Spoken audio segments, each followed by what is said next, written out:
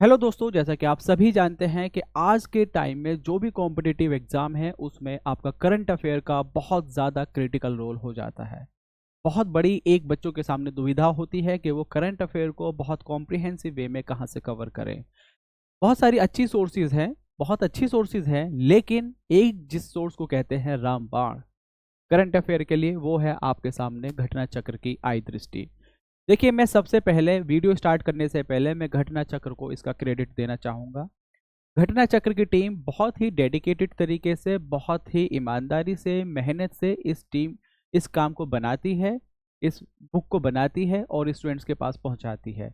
अगर मैं खुद से पढ़ूंगा तो मुझे 10 जगह से चीज़ें देखनी पड़ेंगी इतना कॉम्प्रिहेंसिव मटेरियल बनाने के लिए, लेकिन वो हमारे लिए एक जगह पर ये सारी चीज़ें कंपाइल करके ले आते हैं।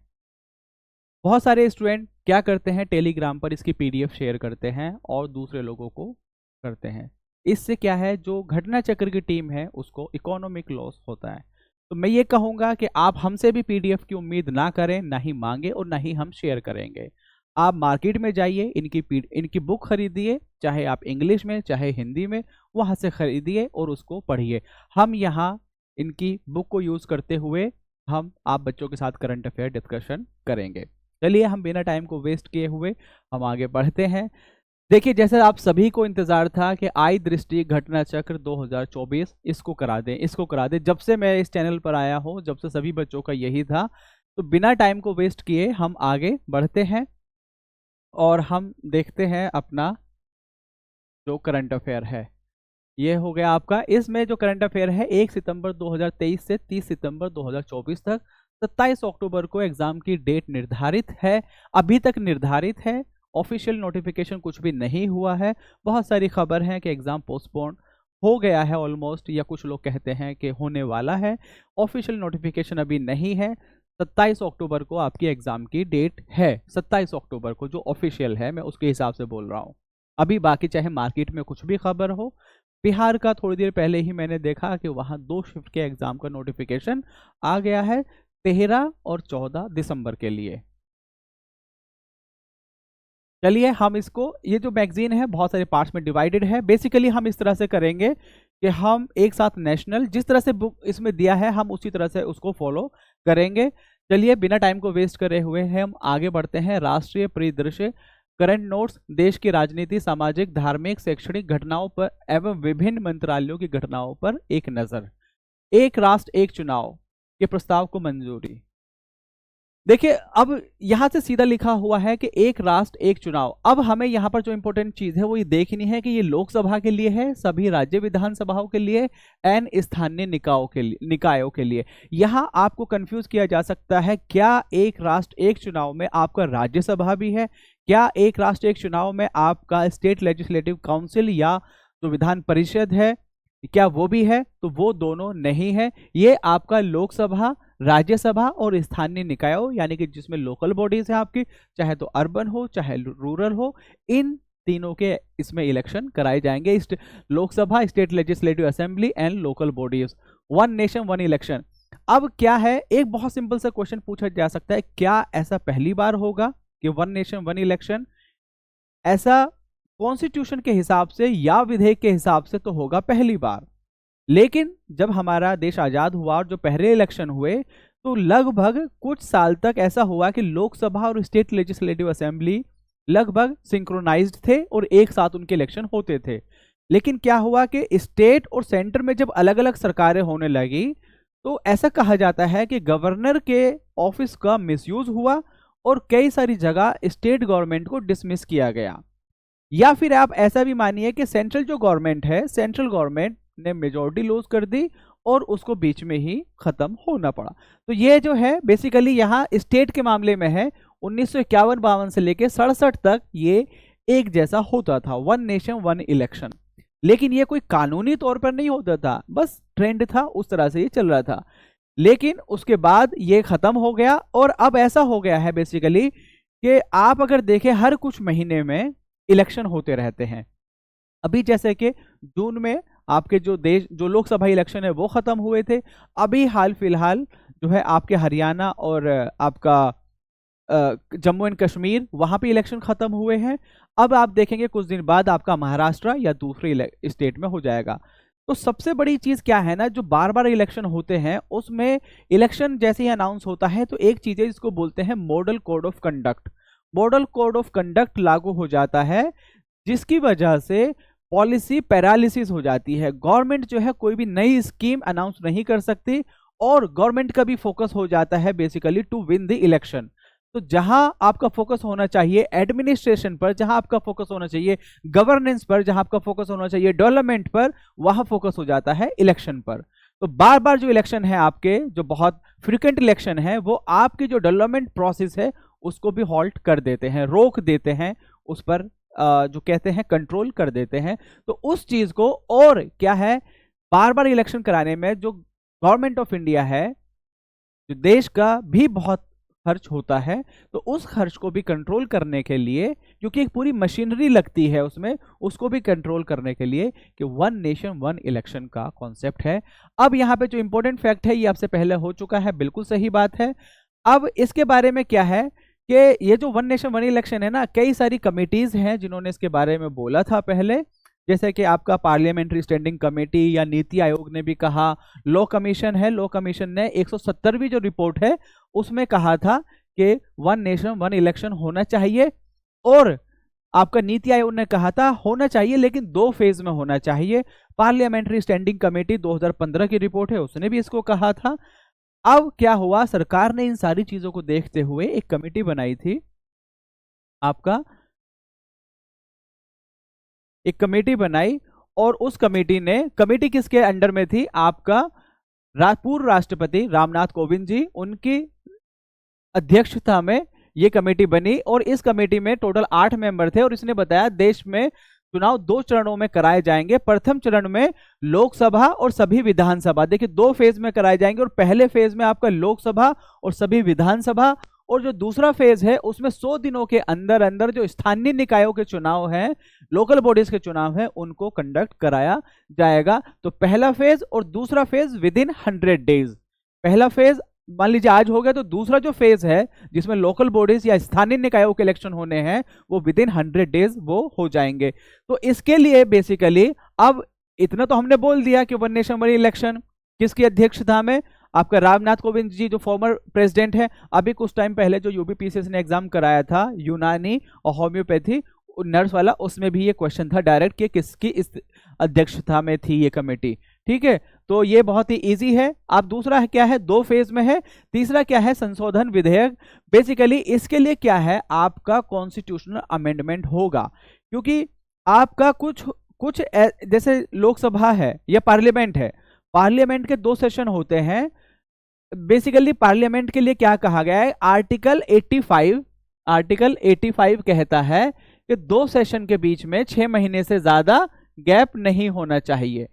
और अगर इस ड्यूरेशन को आपको चेंज करना है, आपके फॉर एग्जांपल लोकसभा कब खत्म होनी है या स्टेट लेजिस्लेटिव असेंबली कब खत्म होना है उसका सेशन, अगर उसको प्री मैच्योर डिसोल्यूशन कर रहे हैं आप, उसके वक्त से पहले उसको खत्म कर रहे हैं, तो आपको आपको कॉन्स्टिट्यूशन अमेंडमेंट एक्ट लेकर आना होगा। तो उसके लिए किस किस चीज में अमेंडमेंट होगा, आपका अनुच्छेद 83 आर्टिकल 83 आपका हो गया लोकसभा से रिलेटेड, और अनुच्छेद 172 जो हो गया आपका स्टेट लेजिस्लेटिव असेंबली के लिए। तो मैं आपको थोड़ा सा ऊपर करके दिखाता हूं इसको। तो आपका 2 आर्टिकल हैं जिसमें आपके चेंज की बात है। आर्टिकल 83 जो संसद के सदनों की अवधि से रिलेटेड है, और 172 जो राज्य विधानसभा विधानमंडलों की अवधि में संशोधन करने हेतु अनुच्छेद 82 के को अंतस्पासित किए जाने के लिए एक संवैधानिक संशोधन विधेयक पूर्व स्थापित किया जाएगा। तो बेसिकली कॉन्स्टिट्यूशन अमेंडमेंट एक्ट आएगा जो इन आर्टिकल्स में चेंज करेगा।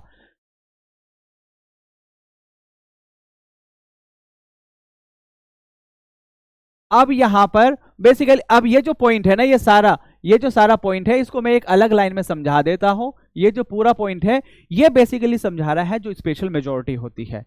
स्पेशल मेजॉरिटी भी कई टाइप की होती है। जो आपका जो बिल पास होता है एक सिंपल मेजॉरिटी से, एक स्पेशल मेजॉरिटी से। स्पेशल मेजॉरिटी के भी टाइप्स हैं। अब जैसे यहां पर देखिए मैं आप लोगों को थोड़ा सा ये समझाता हूं।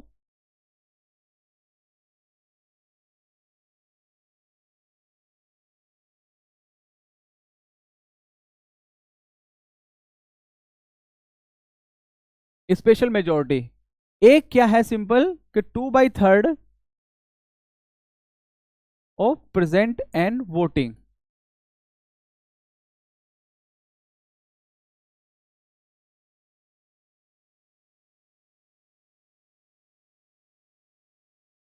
देखिए इसमें क्या है, पहली कंडीशन है 2/3 of present and voting plus 50% of total strength. ये दोनों कंडीशन फुलफिल होनी चाहिए। पहली कंडीशन क्या है, 2/3 of present and voting and 50% of total strength of the house. ये दोनों कंडीशन मिक्स होनी चाहिए। ये क्या है, 2/3 ऑफ टोटल स्ट्रेंथ,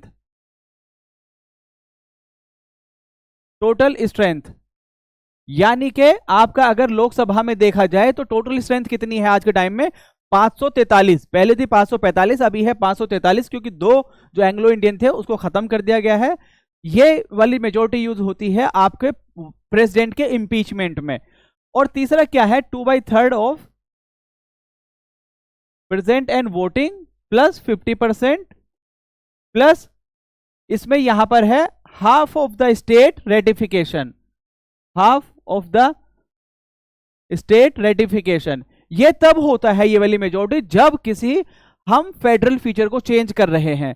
जैसे कि फॉर एग्जांपल आपका शेड्यूल 4 है जिसमें आपकी राज्यसभा की सीटें हैं, चाहे प्रेसिडेंट का इलेक्शन है, चाहे आपका हाई कोर्ट या सुप्रीम कोर्ट के जुडिक्शन से रिलेटेड है उसकी पावर से, तो उसमें आपको वो चाहिए जहां फेडरल, जैसे कि जीएसटी काउंसिल एक्ट है, जीएसटी जो काउंसिल बनाई गई उसके लिए जो मेजोरिटी चाहिए वो क्योंकि फेडरल फीचर को चेंज कर रहा था, स्टेट की टैक्स की पावर को कम किया उसने, तो उसमें आपका हाफ ऑफ द स्टेट की रेटिफिकेशन भी चाहिए। तो मेजोरिटी जो है, स्पेशल मेजोरिटी भी 3 टाइप की है, present and voting 2/3 plus 50% of the total strength of the house. इसी तरह से यह है टोटल 2/3 ऑफ टोटल स्ट्रेंथ, यहां है प्रेजेंट एंड वोटिंग, यहां है टोटल स्ट्रेंथ, यहां प्रेजेंट एंड वोटिंग 50% प्लस आपका हाफ ऑफ द स्टेट का रेटिफिकेशन।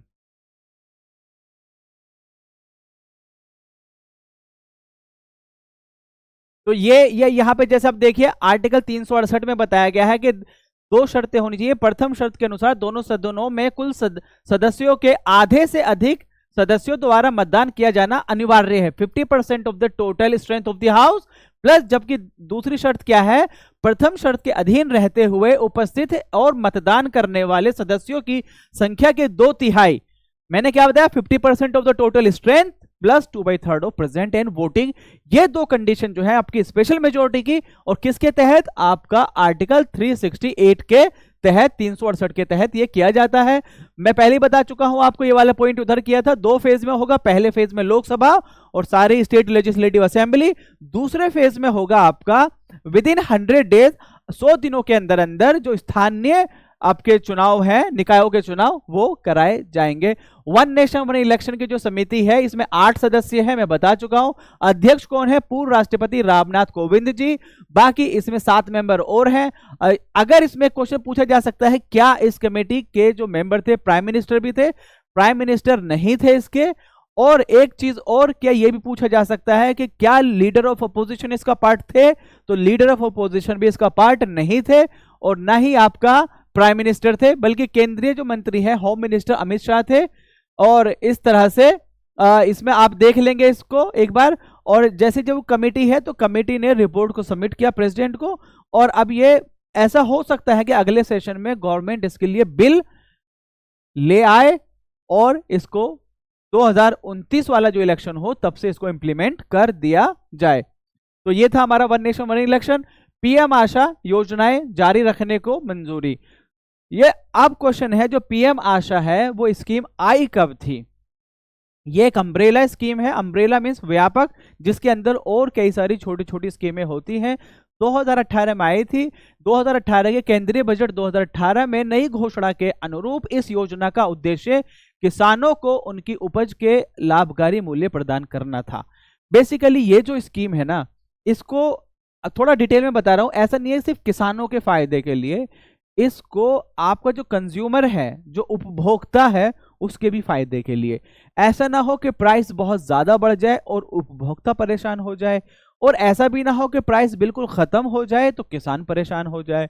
तो उसके बैलेंस को बनाने के लिए आपका उनको फायदा पहुंचाने के लिए जो पीएम आशा है, ये हो गया आपका। इसमें अब जो किसानों को उनकी फसल के लिए एमएसपी प्रदान करने पर आधारित है। इसके हम देखेंगे अम्ब्रेला स्कीम जो है, तो इसके अंडर कौन कौन सी और स्कीम है। 2018 में ये आई थी। स्मरणीय तथ्य इसमें क्या है, 2024 को प्रधानमंत्री नरेंद्र मोदी की अध्यक्षता में इसको बेसिकली कंटिन्यू करने की परमिशन दी गई है। क्या करने की परमिशन दी गई है, कंटिन्यू करने की परमिशन दी गई है। इस पर 15वें वित्त वर्ष के आयोग के कार्यकाल के दौरान वर्ष 2025-26 तक लगभग 35,000 करोड़ का खर्च होगा। अब एक चीज है, जैसे कि आपका यहां पर एक टर्म आ गया 15वां आयोग, तो एक छोटी सी चीज देख लेते हैं। वित्त आयोग जो है वो एक कॉन्स्टिट्यूशनल संवैधानिक बॉडी है, आर्टिकल 280 के तहत। आर्टिकल 280 कॉन्स्टिट्यूशनल, जब आर्टिकल 280 में है तो ऑब्वियसली कॉन्स्टिट्यूशनल है। अब इसमें पीएम आशा के जो घटक हैं, जो कंपोनेंट हैं, वो क्या क्या है आपका है, प्राइस समर्थन योजना, प्राइस स्थिरीकरण कोष, मूल्य घटा भुगतान योजना एंड बाजार हस्तक्षेप योजना, price support scheme, price stabilisation fund, price deficit payment scheme and market intervention scheme. मुझे प्राइस डेफिसिट पेमेंट का एक एग्जांपल याद आ रहा है, मध्य प्रदेश की एक थी भावांतर भुगतान योजना, यानी कि एमएसपी जो मार्केट प्राइस है और जो सरकार ने एमएसपी डिसाइड की है, इन दोनों के बीच में जो गैप है वो सरकार पे करेगी। ठीक है, तो इसी तरह से प्राइस सपोर्ट स्कीम, वो भी वहां सपोर्ट की बात है। प्राइस स्टेबलाइजेशन फंड, भैया बहुत ज्यादा कीमत बढ़ गई है लेकिन हमें कंज्यूमर को भी प्रोटेक्ट करना है। कंज्यूमर मींस उपभोक्ता। अब मुझे आलू खरीदने जाना है, प्याज खरीदने जाना है, लेकिन हो गया 200 रुपए किलो, कैसे मैं उस चीज को खाऊंगा, कैसे मैं करूंगा, तो उस चीज के लिए हो गया आपका प्राइस स्टेबलाइजेशन फंड। एक है इसी तरह से मार्केट इंटरवेंशन, तो इसके कंपोनेंट क्या है आपका, मूल्य समर्थन योजना, मूल्य स्थिरीकरण कोष, मूल्य घाटा भुगतान योजना, बाजार हस्तक्षेप योजना यानी कि मार्केट इंटरवेंशन स्कीम। और पीएम आशा के परिणाम स्वरूप किसानों को उनके उत्पादों हेतु उचित मूल्य दिलाने के साथ साथ उपभोक्ताओं को मिलने वाली आवश्यक वस्तु के मूल्य में आने वाले उतार चढ़ाव को भी नियंत्रित किया जा सकेगा। यानी कि दोनों, भाई देखिए क्या है, सरकार किसी एक के बारे में नहीं सोच सकती ना, सरकार को किसानों के बारे में भी सोचना है और सरकार को जो कंज्यूमर है उनके बारे में भी। और अगर देखा जाए तो किसान भी कौन है, किसान प्रोड्यूसर भी है, किसान कंज्यूमर भी है। भाई वो पैदा भी कर रहा है लेकिन at the end of the खाना तो उसको भी है ना, मार्केट से जाके तो वो भी सामान खरीदता है ना। मान लीजिए मैं एक किसान हूं, मैं गेहूं बोता हूं, मैंने गेहूं बहुत ज्यादा बोली, लेकिन हर साल पूरे साल में गेहूं ही थोड़ी ना खा पाऊंगा। मुझे जो और रोजमर्रा की जिंदगी की जो चीजें हैं जो मुझे चाहिए, अगर उनके प्राइस बहुत ज्यादा हो गए, इधर मेरी गेहूं की फसल के बहुत बढ़ा दिए, मैं खुश हूं, लेकिन और भी तो चीजें हैं ना, तो उस चीज को बैलेंस करने के लिए है पीएम आशा योजना। देखिए कुछ आप लोग देखते रहिए, कुछ कमी लगे तो कमेंट करके बताइएगा। डेफिनेटली ऐसा नहीं है कि कोई एकदम बिल्कुल फिक्स है कि जैसा आज पढ़ा दिया वैसा ही होगा, हो सकता है कल इससे बेहतर किया जाए, हो सकता है कुछ आप फीडबैक दें और बेहतर मैं करूं। तो आज जो हम ये कोशिश कर रहे हैं बेसिकली यही कि इस मैगजीन को आप अच्छे से कर ले और जो इससे करंट अफेयर आए वो आपका गलत ना हो। बेसिकली बस हमारी कोशिश ये है आप लोगों को करंट अफेयर में इतना मतलब इतनी हेल्प कर देना कि आप जब एग्जाम में बैठे तो आप दिल से खुश हो और दुआ दें कि हाँ भाई यूपीपीसीएस 1 ने अच्छे से पढ़ाया था। अब इसमें प्रधानमंत्री जनजातीय उन्नत ग्राम अभियान, बेसिकली जनजातीय जो शेड्यूल्ड ट्राइब है आपका, उनके डेवलपमेंट के लिए ये स्कीम है प्रधानमंत्री जनजातीय उन्नत ग्राम अभियान। इसमें अब सामाजिक और आर्थिक आपका सोशियो इकोनॉमिक डेवलपमेंट की बात है। ऑब्वियसली ये फैक्ट याद रखने की कोई जरूरत नहीं है क्योंकि ये आप वैसे भी याद रखेंगे जब अगर किसी पर्टिकुलर ट्राइब या पर्टिकुलर कास्ट या कम्युनिटी के लिए अगर स्कीम है तो उसका सामाजिक और आर्थिक ही तो उद्धार करना है। अब इसके तहत जनजातीय बहुल गांव, ये आपको याद रखना है कि क्या सभी गांव इसके अंडर कवर होंगे, नहीं, इसके अंडर होंगे जनजातीय बहुल गांव और साथ ही साथ आकांक्षी जिले जो कि एस्पिरेशनल डिस्ट्रिक्ट है। एस्पिरेशनल डिस्ट्रिक्ट प्रोग्राम जो है ये है आपका नीति आयोग का। पहले आया था एस्पिरेशनल डिस्ट्रिक्ट प्रोग्राम, फिर उसको और बेहतर तरीके से इम्प्लीमेंट करने के लिए आया एस्पिरेशनल ब्लॉक प्रोग्राम।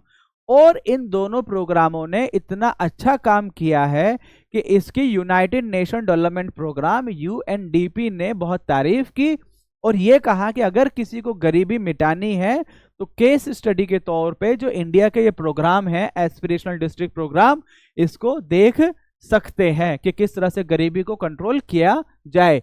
आपने रिपोर्ट भी पढ़ी होंगी, यूएनडीपी ने बताया कि पिछले इतने सालों में हमने इतने गरीबों को बाहर निकाला या गरीबी दर हमारी इतनी कम हो गई। तो बहुत सारी स्कीमें हैं, उसमें से एक ये स्कीम भी बहुत ही काबिल तारीफ है, जिसको बहुत अप्रिशिएट किया गया है, aspirational district programme of NITI Aayog, और उससे आगे कर दिया गया आपका एस्पिरेशनल ब्लॉक प्रोग्राम में सभी जनजातीय परिवारों के पूर्ण कवरेज को सुनिश्चित किया जाएगा। इसमें लगभग 63,000 गांव शामिल होंगे, 5 करोड़ जनजातीय लोगों को लाभ मिलेगा। ठीक है, तो यहाँ क्या है, क्या सारे गांव कवर है? नहीं, बहुल वाले और आकांक्षी जिले जो हैं वो इसमें कवर हैं। अब यहाँ क्या चीज़ है, बेसिकली नीचे थोड़ा डिटेल में बताया गया है कि ये 2024 18 सितंबर को इसकी मंजूरी दी गई, 18 सितंबर 2024 को। और साथ ही साथ आपका जो इसमें है ये इसका अमाउंट है 79,156, इतना हो गया आपका 79,000। और इसमें सेंट्रल और स्टेट दोनों का मिलाकर है। ये सेंट्रली, एक तो होता है सेंट्रल सेक्टर स्कीम, एक होता है सेंट्रली स्पॉन्सर्ड स्कीम। तो सेंट्रली स्पॉन्सर्ड में कुछ सेंटर का रोल रहेगा, कुछ स्टेट का रोल रहेगा। तो यहाँ टोटल इतना है, जिसमें से सेंटर का इतना है 56,333 और स्टेट का है टोटल मिला के 22,823 करोड़। इसमें अब देखिए यहाँ भी एक बड़ा अच्छा फैक्ट है, जैसे ऊपर बताया सारे गांव नहीं होंगे। और यहाँ पर क्या है, 30 राज्य एवं केंद्र शासित प्रदेशों के जनजातीय बहुल गांवों वाले 549 जिले, 2740 ब्लॉक। देखिए 2740 ब्लॉक आपने एक बार पढ़ लिया, 2 बार पढ़ लिया, ठीक है, लेकिन ये थोड़ा ध्यान में रखिए 549 जिले, ऐसा नहीं 549 ही पूछेगा थोड़ा कंफ्यूज करने के लिए। क्या सारे के सारे जिले हैं? क्या 640 जिले हैं?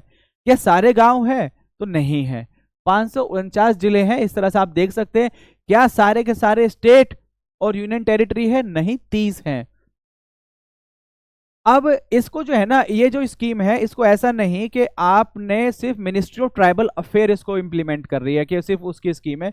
बहुत सारी इस मिनिस्ट्रीज हैं जो इसमें कंबाइंड होकर हैं। इस अभियान के अंतर्गत 25 कार्यक्रम शामिल हैं, जिन्हें 17 मंत्रालयों द्वारा कार्यान्वित किया जाएगा। यानी कि कई सारे मिलकर सब इसको इंप्लीमेंट करेंगे, अलग अलग रोल। जैसे कि यहाँ मिनिस्ट्री ऑफ जो टूरिज्म है, पर्यटन मंत्रालय के तहत इसमें 1000 होम स्टेज बनाए जाएंगे। बेसिकली जैसे आजकल एक बहुत ट्रेंड चल रहा है इको टूरिज्म, तो आप ऑब्वियसली जो ट्राइबल हैं वो इको जो नेचर फ्रेंडली एरियाज है वहां पर रह रहे हैं, तो आप वहां पर जाइए, नेचर के बीच में रहिए। तो क्या है, टूरिस्ट को भी अट्रैक्ट करने के लिए थोड़े से बेहतर घर बनाए जाएंगे, जिसका नाम है होम स्टेज। तो होम स्टेज किसकी स्कीम है? मिनिस्ट्री ऑफ टूरिज्म की। किसके अंडर है?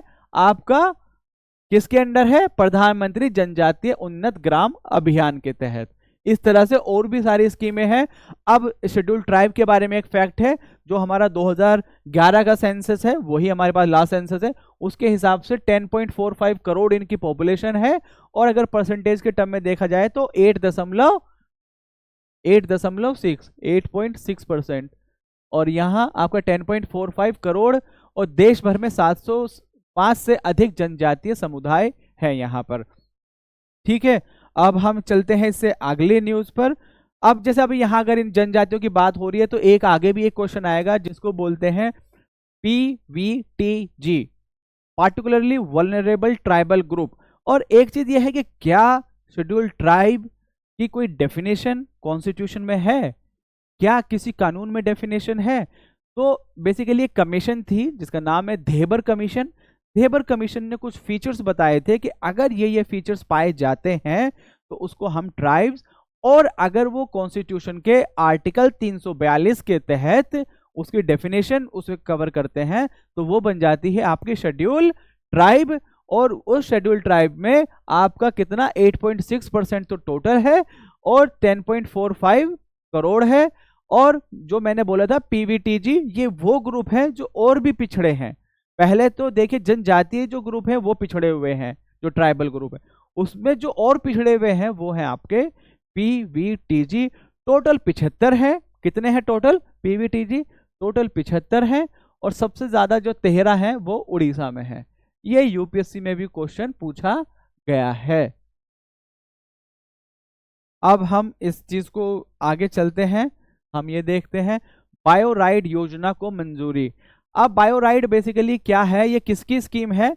बिराक की स्कीम है।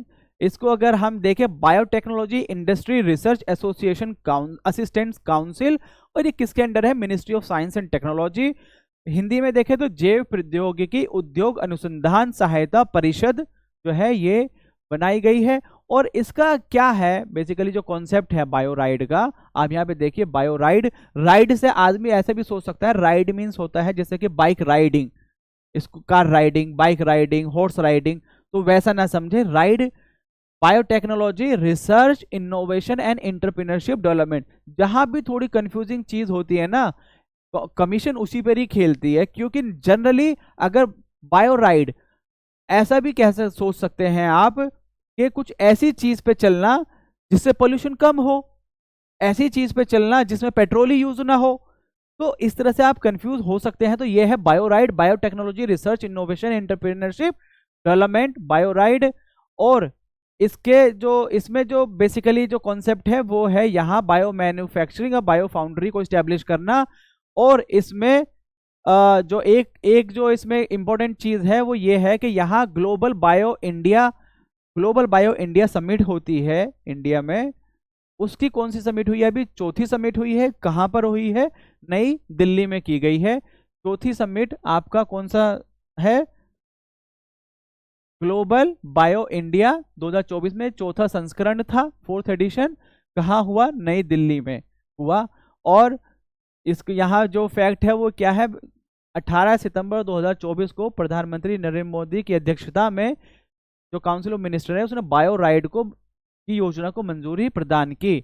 अब बायोराइड का जो एक है, बायोराइड मीन्स क्या है? Biotechnology research innovation and entrepreneurship development.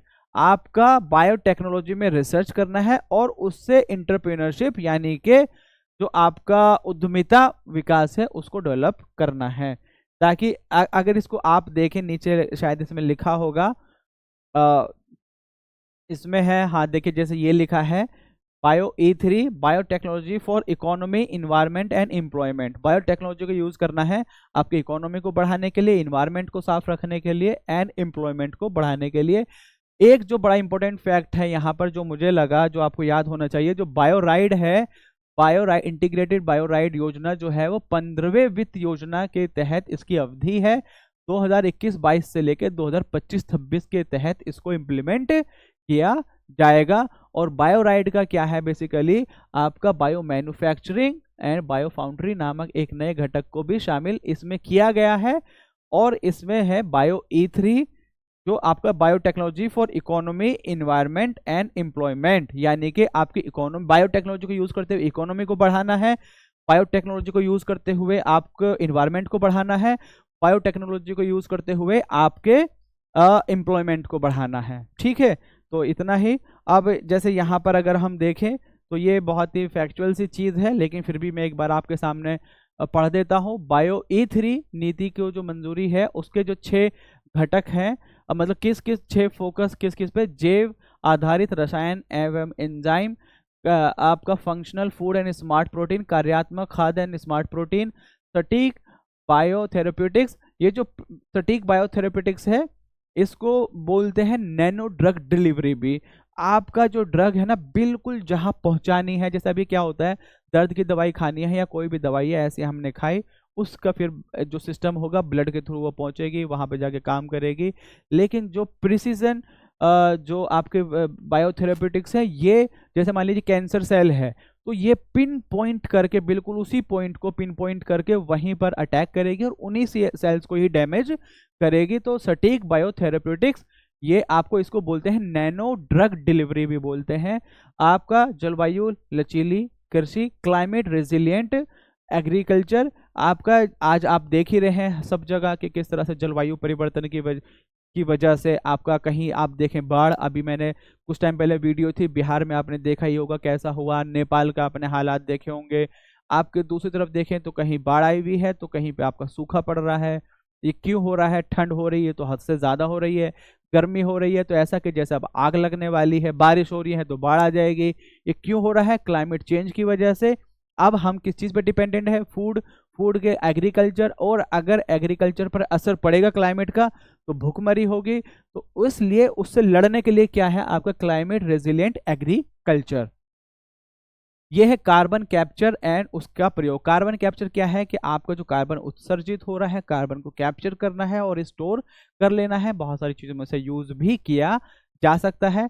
अभी कुछ टाइम पहले पिछले साल शायद यूपीपीसीएससी में क्वेश्चन भी था कि आइसलैंड में कोई प्रोजेक्ट था, उसका नाम था कि जिसमें वो कार्बन को कैप्चर करके और नीचे आपका ज़मीन में उसको स्टोर कर रहे थे। आप स्टोर भी कर सकते हैं, कुछ चीज़ों में यूज भी किया जा सकता है।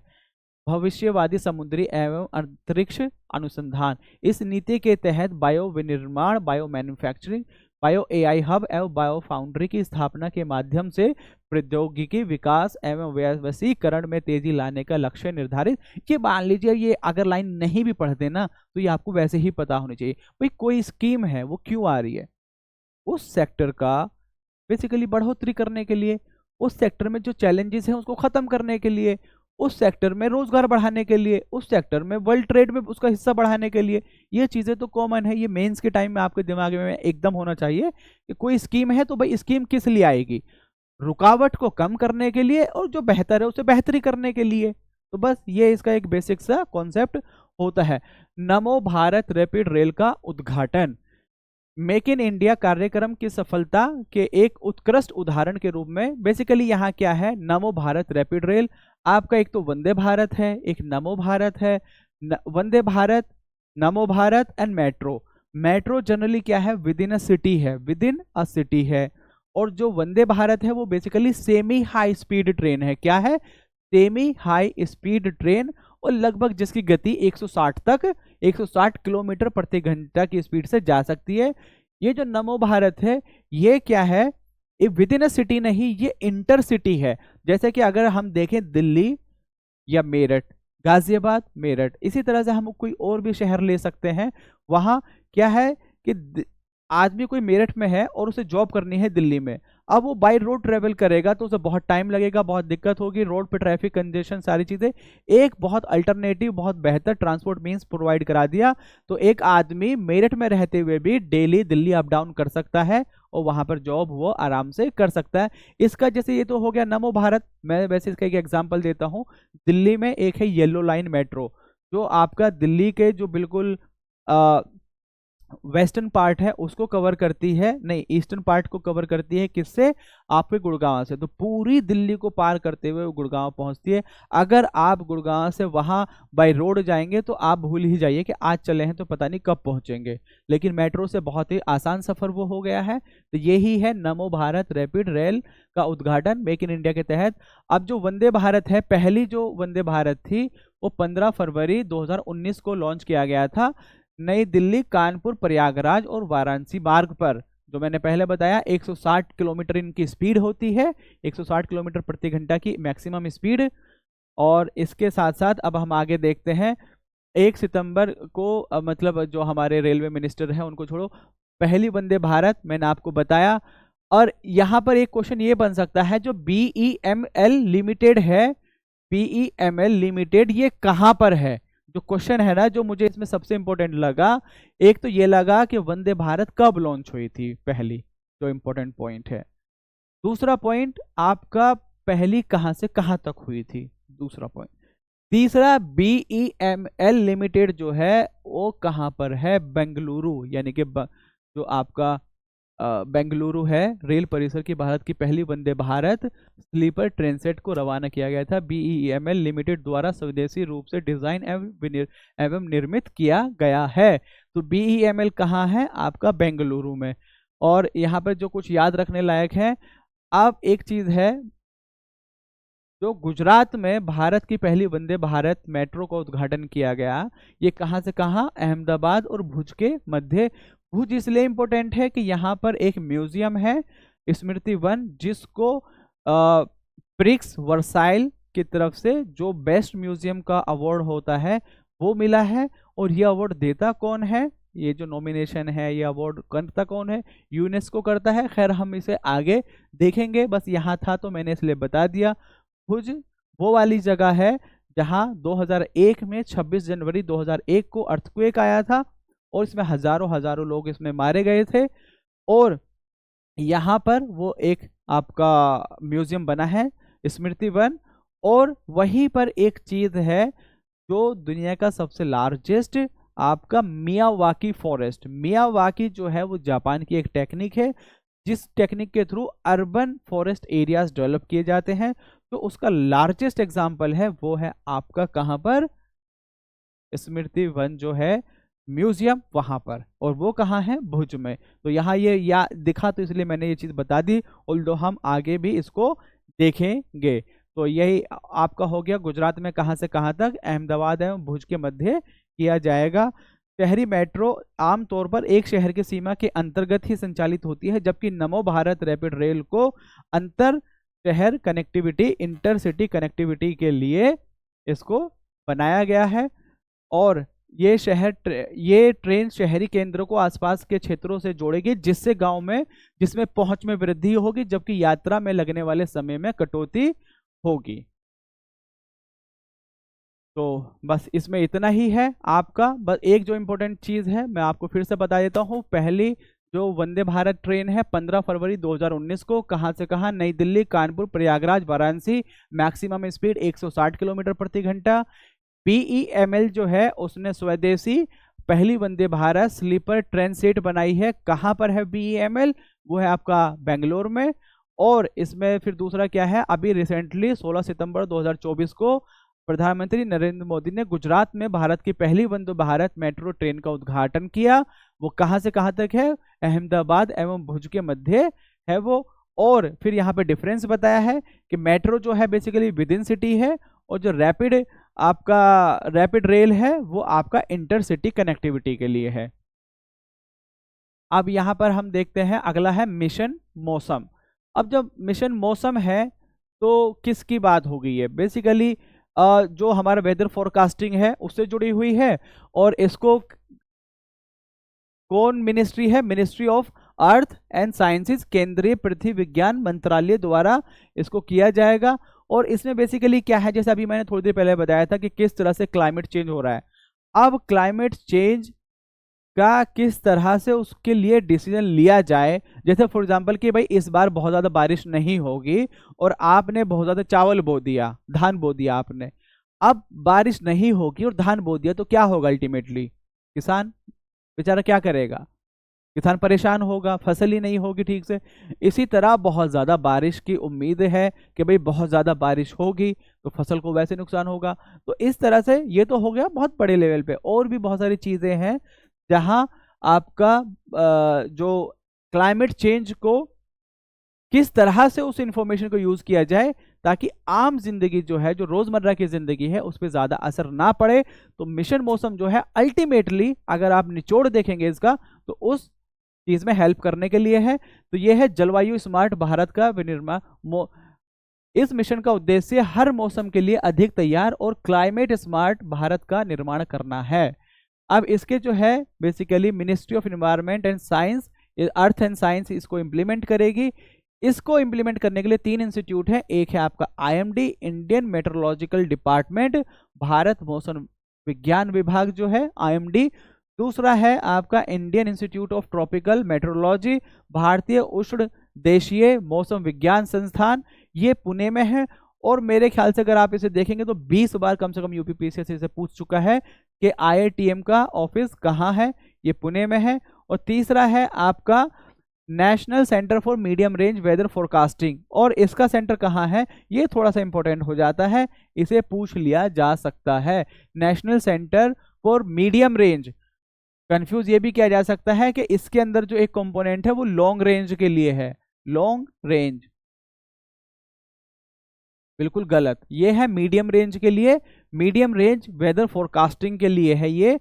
और इसमें बेसिकली क्या है, मैंने फिर वही चीज कि अब यहाँ जो है ना पूरी फिर बाकी कहानी लिखी हुई है कि बेहतर इंस्ट्रूमेंट होंगे, बेहतर तरीके से मापा जा सकेगा, बेहतर तरीके से पता लगाया जा सकेगा। तो ये सब है कहानी।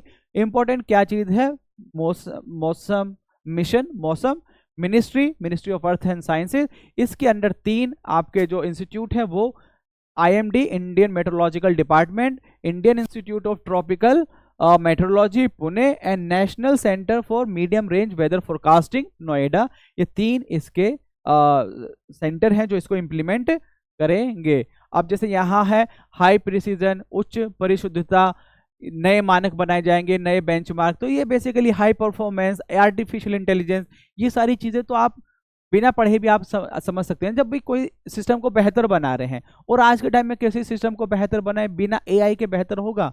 नहीं होगा। तो ये चीज है। अब देखिए उन्नत सेंसरों, अब भाई बिना उन्नत सेंसर लगाए हुए आप कैसे बेहतर हो सकते हैं? तो उन्नत सेंसर तो लगाने ही पड़ेंगे। यह मिशन मौसम की चरम घटनाओं, एक्सट्रीम वेदर इवेंट्स और जलवायु परिवर्तन के प्रभाव से निपटने में नागरिकों एवं अन्य हितधारकों की मदद करेगा। मैंने क्या बताया था स्टार्टिंग में कि जो क्लाइमेट है उसका आम इंसान पर क्या असर है, उस असर को कैसे कम किया जा सकता है, या उस असर से लड़ने की क्षमता को कैसे बढ़ाया जा सकता है, या अगर वो इवेंट हो जाए तो उसका आम इंसान पर जो असर है उसको कम से कम कैसे किया जाए। तो ये सारी चीजें हैं कहानी। इसमें इंपॉर्टेंट जो था वो मैंने बता दिया। स्वच्छ वायु सर्वेक्षण 2024, वर्ष 2019 में बेसिकली स्वच्छ वायु सर्वेक्षण जो है किस मिनिस्ट्री का है? Ministry of environment, forest and climate change. एक पॉइंट, कब हुआ था? 2019 में हुआ था। इस प्रोग्राम का जो नाम है NCAP, राष्ट्रीय स्वच्छ वायु कार्यक्रम, नेशनल क्लीन एयर प्रोग्राम। आपने बहुत सारी चीजों में सुना होगा कि हमारे यहाँ जो top 10 world's most polluted city हैं उसमें शायद कभी 6 होती हैं, कभी 7 होती हैं इंडिया की सिटीज, कभी कभी 5 होती है, और 4 हो जाए तो हमारा अचीवमेंट है।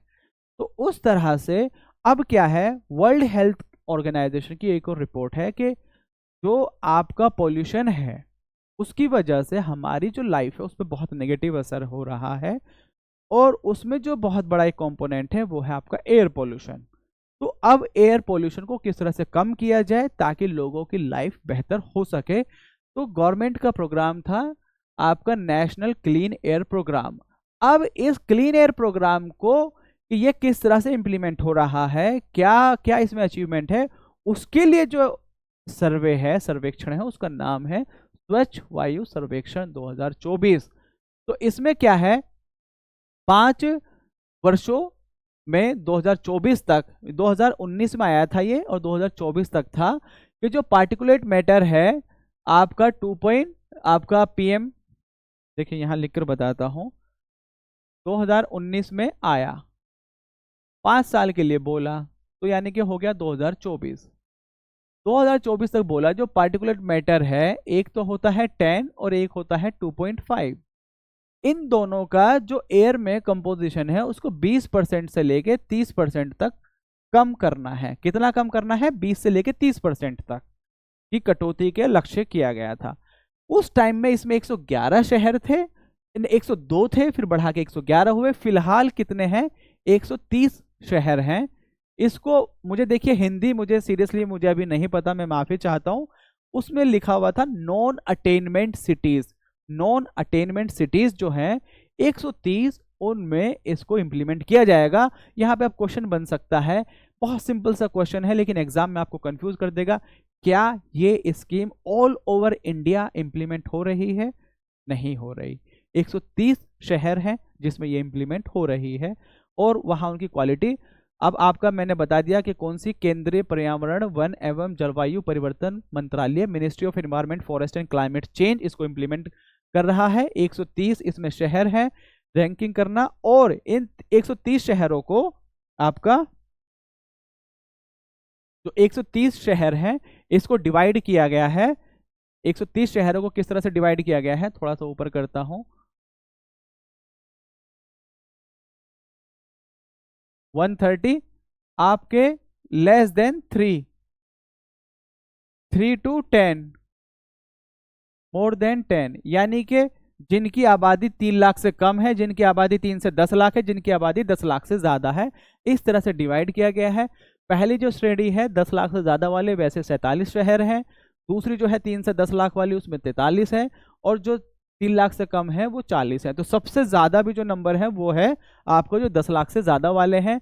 अब इसने आपको बताया प्रत्येक श्रेणी में सर्वश्रेष्ठ प्रदर्शन करने वाले शीर्ष 3 शहरों को ministry of environment, forest and climate change के द्वारा पुरस्कृत किया जाता है। साथ ही इन शहरों को राष्ट्रीय स्वच्छ वायु कार्यक्रम के तहत राष्ट्रीय स्वच्छ वायु शहर, नेशनल क्लीन एयर सिटी भी डिक्लेयर किया जाता है। यानी कि हर कैटेगरी, 3 कैटेगरी है, 1 2 3, 1 2 3, 1 2 3, ये जो 3 कैटेगरी है इनको national clean air city declare किया जाता है। डिक्लेयर कौन करता है? Ministry of environment, forest and climate change इनको करता है। और ये बेसिकली इनके लिए एक अचीवमेंट या एक अवार्ड या एप्रिसिएशन के तौर पर ये चीज है। अब यहाँ पर एक और बड़ा अच्छी चीज है। एक ये क्या है, जयपुर में हुआ, ये पूछा जा सकता है कहां पर, International Day of Clean Air for Blue Skies, नीले आकाश के लिए स्वच्छ वायु के अंतरराष्ट्रीय दिवस। ये कहां पर? आपका जयपुर में। और उस दौरान स्वच्छ वायु सर्वेक्षण 2024 के परिणामों की घोषणा की गई। 2024 के जो स्वच्छ वायु पर जो सर्वेक्षण है उसकी घोषणा कहां की गई? जयपुर में। किस अवसर पर? International Day of Clean Air for Blue Skies, यानी कि नीले आकाश के लिए स्वच्छ वायु के अंतरराष्ट्रीय दिवस। इसमें टॉप 3 सिटीज को प्राइज दिया मतलब एप्रिशिएट किया जाता है, अवार्ड दिया जाता है। और क्या नाम दिया जाता है? National clean air city. अब जो बड़ा ही इंपॉर्टेंट है, बहुत इंपॉर्टेंट जो चीज है, ये तो थी कहानी।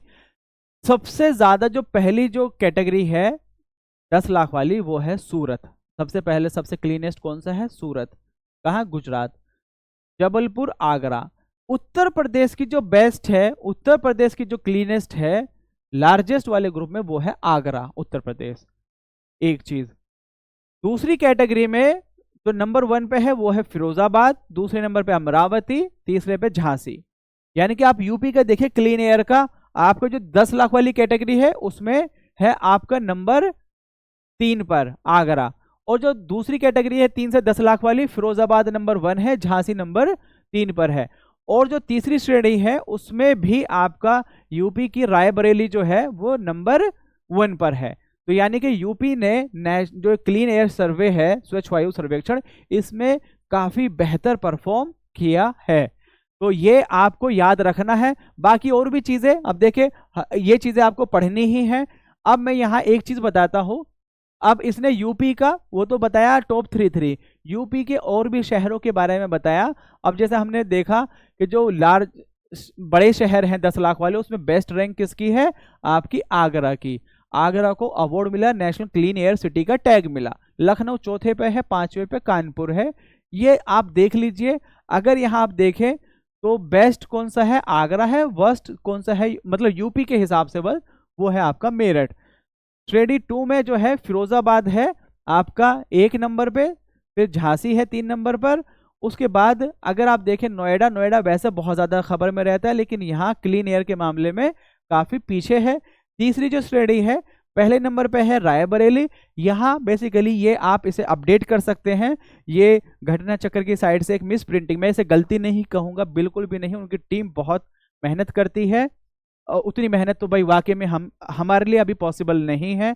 और गलती करना इंसान, मतलब वो पहचान है इंसान की, कहाँ ये इंसान है इसीलिए गलती कर रहा है। तो ये 3 है। अनपरा जो है ये सोनभद्रा में है ये शहर। और ये इसकी रैंक जो है 3 नहीं, वो 13 है। कितनी है? 13 रैंक है अनपरा की, सोनभद्रा में है ये। यहाँ पर एक अनपरा थर्मल पावर प्लांट भी है। तो ये हमने देखा। अब आप जो है ना देखिए, सारी ऐसे रटने बैठेंगे, सारी रटने का काम नहीं होता है। आप देखिए टॉप 3, ओके, ये 1-2 बार अपने किसी दोस्त को बता दीजिए, अच्छा तुम्हें पता है सबसे ज्यादा क्लीनेस्ट सिटी कौन सी है? पहले तो यही बता दो कि स्वच्छ वायु सर्वेक्षण है, उसमें 3 कैटेगरी में होता है भाई। एक 3 लाख से, एक 3 से 10 लाख, एक 10 लाख से ज्यादा। अच्छा 10 लाख वाले में तुझे पता है सबसे ज्यादा नंबर 1 पे हमारे यूपी का आगरा है। अच्छा, वो बड़ा कंफ्यूज हो जाए, मतलब बड़ा खुश हो जाएगा आपकी इस बात से। दूसरे नंबर पे बता दो, पता है तो फिरोजाबाद का क्या है, झांसी कैसा है, रायबरेली, मतलब हम सब जगह टॉप मार रहे हैं। तो इस तरह से आप बता सकते हैं। तो बेसिकली ये तो था थोड़ा सा एक लाइटर नोट में, लेकिन चीजें ऐसे ही याद होती हैं। अगर आप देखें तो पूरी किताब में फैक्ट ही फैक्ट है। अब फैक्ट पूरे रटने बैठ जाएंगे तो याद नहीं होंगे, तो चीजें इसी तरह से ही याद कर सकते हैं। अगला है स्वच्छ भारत मिशन को नेचर की मान्यता। अब क्या है, नेचर नेचर जो है ना, या एक मैगजीन है उसका नाम है, जर्नल है बेसिकली। तो क्या है स्वच्छ भारत मिशन, आप अगर जैसे मैं पूरा ही समझाऊंगा, लेकिन मैं आपको एक बस एक छोटी सी कहानी क्या सच्चाई एक बताता हूं। गंदगी बीमारी दोनों जुड़ी हुई है। गंदगी कम कीजिए, बीमारी खुद ब खुद कम हो जाएगी। अब ये गंदगी कौन सी वाली गंदगी थी? हमारे यहाँ एक था कि चलिए खेत में चलते हैं, चलिए बाहर जाते हैं, चलिए सोचा बाहर जाते हैं, बाहर गए, ओपन डेफिकेशन, खुले में शौच, वो आपके किसी न किसी खाने की पीने की किसी सोर्स से वो अल्टीमेटली कनेक्ट हुआ और आपको बीमारी का। अब उस बीमारी का अब क्या बताया कि अगर आपकी टॉयलेट में एक्सेस बढ़ती है तो बीमारी के चांस कम हो जाएंगे। और यही पूरी कहानी है। इसमें बताया गया कि किस तरह से अगर आप यह मिशन देश भर के, अब देखिए मैं थोड़ा सा पढ़ के बताता हूँ। कब लॉन्च हुआ? 2 अक्टूबर 2014 को नरेंद्र मोदी द्वारा, प्रधानमंत्री नरेंद्र मोदी द्वारा लॉन्च किया गया स्वच्छ भारत मिशन भारत में सार्व यूनिवर्सल सैनिटेशन कवरेज प्राप्त करने के दिशा में एक आदर्श बदलाव की प्रतिनिधित्व करता है। अभी जो स्वच्छ भारत मिशन है ना, वो आपके बिहेवियर को भी चेंज कर रहा है। जैसे पहले क्या था, अगर आप देखिए इसमें कुछ शर्माने की किसी इसकी बात नहीं है। गांव में क्या होता था, सुबह उठते ही लोटा उठाते हैं, जाते हैं बाहर। अब लोटा उठा के बाहर जाने के लिए नहीं, लोटा वॉशरूम में आप जा रहे हैं, टॉयलेट में जा रहे हैं। अब आपके घर में टॉयलेट है। पहले क्या होता था, बहुत सारी औरतें तो खाना पीना इसलिए कम खाती थी कि उन्हें वॉशरूम में जाना पड़ेगा, टॉयलेट में जाना पड़ेगा। जब वो कम खा रही हैं और खास करके उन्हें जाना पड़ता था घर से दूर। अब कोई प्रेग्नेंट है और उसे बार बार बाहर दूर जाना पड़ रहा है, तो उसे अपनी जान का भी खतरा रहता था कि कैसे मैं इतना ज्यादा करूंगी। तो वो कम खा रही है। अब खुद कम खा रही है तो उसके वेट पर असर पड़ रहा है, उसकी हेल्थ पर असर पड़ रहा है। जब उस पर असर पड़ रहा है तो उसके पेट में जो बच्चा पल रहा है उस पर असर पड़ रहा है। जब उस पर असर पड़ रहा है, वो कमजोर है, तो उसकी इम्यूनिटी कमजोर है। जब वो पैदा होगा तो देखिए ये क्या पॉइंट है, जब पैदा होगा तो अंडर 5 मोर्टेलिटी रेट या इन्फेंट मोर्टेलिटी रेट इंडिया की ज्यादा थी। और अगर आप देखें 2014 के बाद जब से आपका स्वच्छ भारत मिशन हुआ है, तो अंडर 5 मोर्टेलिटी रेट और इन्फेंट मोर्टेलिटी रेट आईएम जो है वो आपकी कम हो रही है। तो बिहेवियर भी चेंज, हेल्थ इंडिकेटर्स भी चेंज। तो ये यहां पर पूरी कहानी है। अब मैं इसमें थोड़े से आपको फैक्ट बता देता हूं कि क्या क्या है। जो आपको ये IMR UF under 5 mortality rate, ये हमें यहां से नहीं देखना, ये हम लेटेस्ट जो डेटा है दूसरी जगह से वहां से देखेंगे। बस इसने बताने की कोशिश की है कि इनमें किस तरह से कमी आई है। और इसने बताया इनवर्स एसोसिएशन कैसे है कि उधर वो एक्सेस बढ़ेगी तो इधर बीमारी घटेगी। अब स्वच्छ भारत मिशन के अंतर्गत अब यहाँ इसने सीधा पॉइंट बोल दिया कि इस अध्ययन के परिणाम दर्शाते हैं कि जिला स्तर पर शौचालय तक पहुंच में प्रत्येक 10% बिंदुओं 10 परसेंटेज पॉइंट्स की वृद्धि होने पर IMR में औसतन 0.9% तक की कमी और अंडर 5 मोर्टेलिटी रेट में 1.1% बिंदुओं की कमी दर्ज की जाती है। देखिए पूछने को तो चाहे कुछ भी पूछ लीजिए, लेकिन इतना डेप्थ में जाकर याद रखने की तो जरूरत नहीं है। अंडरस्टैंडिंग बनाइए। मेंस में हो सकता है आप इस डेटा को यूज कर दें तो बड़ा अच्छा आपका आंसर माना जाएगा। ये भी एक फैक्ट है। अब हम इसको थोड़ा सा आगे देखते हैं। स्वच्छता ही सेवा अभियान। ये जो स्वच्छता ही सेवा अभियान है, ये जनरली आपका 2 अक्टूबर के 2 अक्टूबर को मनाया जाता था, लेकिन इस बार क्या है 17 सितंबर से लेकर 2 अक्टूबर तक किया जा रहा है। और अब से पहले क्या था, 2 अक्टूबर को इसे बनाया जाता था स्वच्छता ही सेवा। इस बार 17 सितंबर से 2 अक्टूबर तक। और इसको कर कौन रहा है? मिनिस्ट्री ऑफ, किसके द्वारा? पेयजल और स्वच्छता विभाग, जल शक्ति मंत्रालय के सहयोग से मिनिस्ट्री ऑफ जल शक्ति ड्रिंकिंग वाटर एंड सैनिटेशन जो है उसके द्वारा इसको इम्प्लीमेंट किया जा रहा है। 4S जो है स्वच्छता ही सेवा अभियान 2024 का जो केंद्रीय विषय है, सेंट्रल थीम है, वो क्या है? स्वच्छ, स्वभाव, स्वच्छता, संस्कार, स्वच्छता। स्वभाव, स्वच्छता, संस्कार, स्वच्छता, 4S जो है ये है। अब 23वां विधि आयोग। अब हमने पढ़ा था जब हम वन नेशन वन इलेक्शन देख रहे थे कि विधि आयोग ने भी कहा था अपनी 170वीं रिपोर्ट में। अब मैं सिंपल सा क्वेश्चन पूछता हूं कि क्या विधि आयोग जो है वो एक स्टैट्यूटरी बॉडी है? स्टैट्यूटरी को बोलेंगे कि संविधान, मतलब ये क्या कॉन्स्टिट्यूशनल है, मतलब किसी कॉन्स्टिट्यूशन के आर्टिकल के तहत बनी है या किसी कानून के तहत बनी है? तो ये ना स्टैट्यूटरी है ना कॉन्स्टिट्यूशनल है। गवर्नमेंट इसको बोलते हैं एग्जीक्यूटिव बॉडी, जैसे कि नीति आयोग है। गवर्नमेंट अपना एक रेजोल्यूशन पास करती है और इस कमेटी को बना देती है, कमेटी या कमीशन को। लॉ कमीशन बन गई। अब है 23वीं कमीशन। बहुत सिंपल सी इसके साथ कुछ चीजें हैं जो बहुत बार पूछी जाती हैं। पहली लॉ कमीशन कब बनी, उसके चेयरमैन कौन थे, पहली इंडिपेंडेंट इंडिया की जो लॉ कमीशन थी उसके चेयरमैन कौन थे?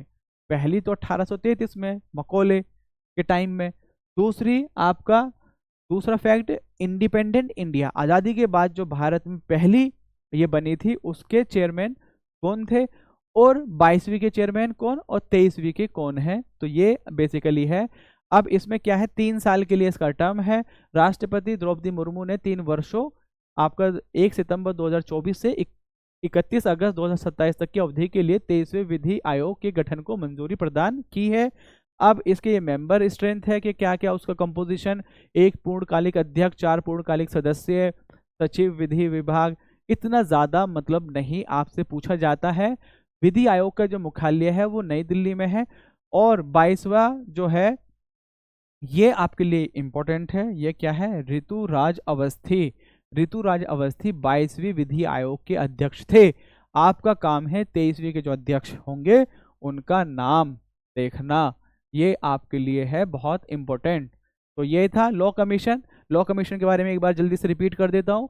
ना स्टैट्यूटरी है ना कॉन्स्टिट्यूशनल है, गवर्नमेंट के रेजोल्यूशन से बनती है। और इसमें जो है सबसे पहली कब बनी, आपका जो 1833 का एक्ट था उसके बाद बनी। और इंडिपेंडेंट इंडिया में जो बनी पहली वो कब बनी, कौन से साल में, 51, 52, 53, 1951, 52, 53 या 54 जो डेट है वो आपको देखनी है। पहली वाली के जो चेयरमैन थे, अध्यक्ष थे, यानी कि जो इंडिपेंडेंट इंडिया की, उसको आप देखेंगे। और जो लेटेस्ट है वो देखेंगे, 22वीं के ऋतुराज अवस्थी थे। डिजिटल कृषि मिशन। अब देखिए डिजिटल कृषि मिशन, इसमें भी कुछ चीज़ें जो फैक्चुअल हैं वो चीज़ें मैं थोड़ा सा बस, बेसिकली क्या है, आर्टिफिशियल इंटेलिजेंस या टेक्नोलॉजी को यूज़ करना है एग्रीकल्चर की बढ़ोतरी के लिए। एग्रीकल्चर पे हमारा देश निर्भर है, कृषि प्रधान देश है हमारा, तो एग्रीकल्चर को हम किसी भी हाल में इग्नोर नहीं कर सकते। तो चाहे उसका जीडीपी में कंट्रीब्यूशन कम हो, लेकिन जो रोजगार है आज भी आधे से ज़्यादा आबादी उसी के ऊपर डिपेंडेंट है। तो इसमें क्या है, डिजिटल सार्वजनिक अवसंरचना, डिजिटल पब्लिक इंफ्रास्ट्रक्चर जो है 2024-25 बजट में इसके किया गया। और अगले 3 वर्षों में कृषि के लिए डिजिटल सार्वजनिक अवसंरचना यानी कि डिजिटल पब्लिक इंफ्रास्ट्रक्चर लागू करेगी। इस पहल के तहत किसानों और उनकी भूमि को आच्छादित यानी कि कवर किया जाएगा। और इस वित्त वर्ष में और डीपीआई का उपयोग करते हुए 400 जिलों में खरीफ का डिजिटल फसल सर्वेक्षण, बेसिकली फिर वही देखिए, जब तक आप सर्वेक्षण नहीं, आपको फायदा पहुंचाना है, फायदा पहुंचाने के लिए आपको सर्वेक्षण करना होगा। सर्वेक्षण जब करेंगे डेटा कलेक्ट होगा, डेटा को कहीं स्टोर करेंगे। जब डेटा हो गया, कलेक्शन हो गया, स्टोरेज हो गया, तो अब आप उस पर बेनिफिट पहुंचाएंगे। तो अब बेनिफिट पहुंचाने के लिए जो जिस तरह से आपका आधार है उसी तरह से फार्मर आईडी होगी, यहाँ पर आपकी ज़मीन का, आपके रजिस्ट्री का, आपके पट्टे की जानकारी होगी और उसके तहत फिर आपको बेनिफिट पहुंचाया जाएगा। अब कुछ जो चीज़ें हैं जो इसमें, डिजिटल कृषि मिशन, डिजिटल एग्रीकल्चर मिशन को मंजूरी दी गई 2024 में। टोटल जो खर्चा है इसके लिए आपका 2817 करोड़। और इसमें आपका इतना सेंटर का है, क्योंकि एग्रीकल्चर है जो है वो स्टेट का सब्जेक्ट है, तो टोटल सेंटर उस पर नहीं। अब क्या चीज़ है, सेंटर और स्टेट दोनों मिलकर इस पर काम कर रहे हैं। और इस डिजिटल सार्वजनिक अवसंरचना के स्वरूप पर आधारित बेसिकली अभी वही है ना, किसानों के जीवन को बेहतर बनाने के लिए, उनको अलग अलग जो जगह पर उनके जो आंकड़े बिखरे हुए हैं उन्हें एक जगह लेकर आने के लिए, सिंगल प्लेटफॉर्म पर लाने के लिए। तो कहानी मैं आपको बता चुका हूँ। ये मैं इसलिए पेज एक एक लाइन इसलिए दिखा रहा हूँ आप लोगों को, क्योंकि आप लोगों को मेरे से ज़्यादा, मतलब मेरे पे तो छोड़िए, किसी भी टीचर से ज़्यादा इस किताब पे यकीन है। तो इसीलिए मैं इस किताब को एज इट इज़ आपके सामने, अदरवाइज मैं हो सकता था मैं अपने भी नोट्स इस पर लेकर आता, लेकिन नहीं, क्योंकि आप लोगों को यकीन है इस किताब पर। इससे कई डेटाबेस और अलग अलग प्लेटफॉर्म का रख रखाव की आवश्यकता नहीं रहेगी। वही है, जब एक सेंट्रल हो जाएगा तो अब आपको अलग अलग की ज़रूरत नहीं रहेगी। और ये देखिए, ये लाइन, इस मिशन के फलस्वरूप किसान बिना किसी जटिल कागजी कार्रवाई के लाभों एवं सेवाओं को प्राप्त कर सकेंगे, साथ ही उन्हें विभिन्न कार्यालयों या सेवा प्रदाताओं के समक्ष भौतिक रूप से उपस्थित होने की बहुत कम या कोई आवश्यकता नहीं होगी। देखिए भाई, डिजिटल का तो काम ही ये है। डिजिटल का काम क्या है? लाइफ को इजी करना, वही ये है। अब इसमें जो है, जो दो पिलर हैं डिजिटल कृषि मिशन, इसका जो मूलभूत स्तंभ है, फाउंडेशनल पिलर, दो है। एक है एग्री स्टैक, क्या है? एक है आपका एग्री स्टैक और दूसरा है कृषि decision support system. Agri stack as it is लिखा हुआ है, कृषि निर्णय सहायता प्रणाली, कृषि डिसीजन सपोर्ट सिस्टम। और इसमें आपका एक है मृदा profile mapping, soil profile mapping को भी शामिल है इसमें। एंड जैसे मैंने आपको इधर बताया, डिजिटल पब्लिक इंफ्रास्ट्रक्चर जो है, केंद्रीय किसान केंद्रित डिजिटल सेवाओं को तो समक्ष बनाएगी ही, साथ ही साथ कृषि क्षेत्र के लिए समयबद्ध एवं विश्वसनीय जानकारी की उपलब्धता भी सुनिश्चित करेगी। एग्री स्टैक, अब मैंने क्या बताया था आपको कि जैसे आधार कार्ड है वैसे ही आपका होगा क्या, एग्री स्टैक, किसान की पहचान। तो किसान आईडी हो गया ये। अब इसमें भी आपका 3 है, फार्मर्स की रजिस्ट्री और भू संदर्भित गांव के नक्शे, जियो रेफरेंस्ड विलेज मैप्स, एंड कौन कौन सी फसल बोई गई है उसकी रजिस्ट्री। तो आपका किसान, गांव और ज़मीन, तीनों को इसमें मैपिंग हो जाएगी। तो इस तरह से ये चीज़ है। तो आपका डिजिटल कृषि मिशन हो गया। फार्मर्स आईडी, जो किसान आईडी है, किसान की पहचान, उसमें आपका 3 उसमें इंपॉर्टेंट है, फार्मर्स की रजिस्ट्री रहेगी, जियो और भू संदर्भित गांव के नक्शे रहेंगे, और क्रॉप, जो जमीन जो फसल बोई गई है उसकी रजिस्ट्री रहेगी। इससे बनेगी आपकी फार्मर आईडी। और जैसे देखिए, आधार कार्ड के ही तरह अब किसानों को एक किसान आईडी प्रदान की जाएगी, जो उनके लिए एक विश्वसनीय डिजिटल पहचान के रूप में कार्य करेगी। इस किसान आईडी का सृजन और रखरखाव राज्य सरकारें, केंद्र तथा केंद्र शासित प्रदेशों द्वारा किया जाएगा। ये थोड़ा सा एक इम्पोर्टेंट फैक्ट है। वो पूछ सकते हैं कि जैसे आधार है, आधार को कौन मेंटेन करता है? Central government.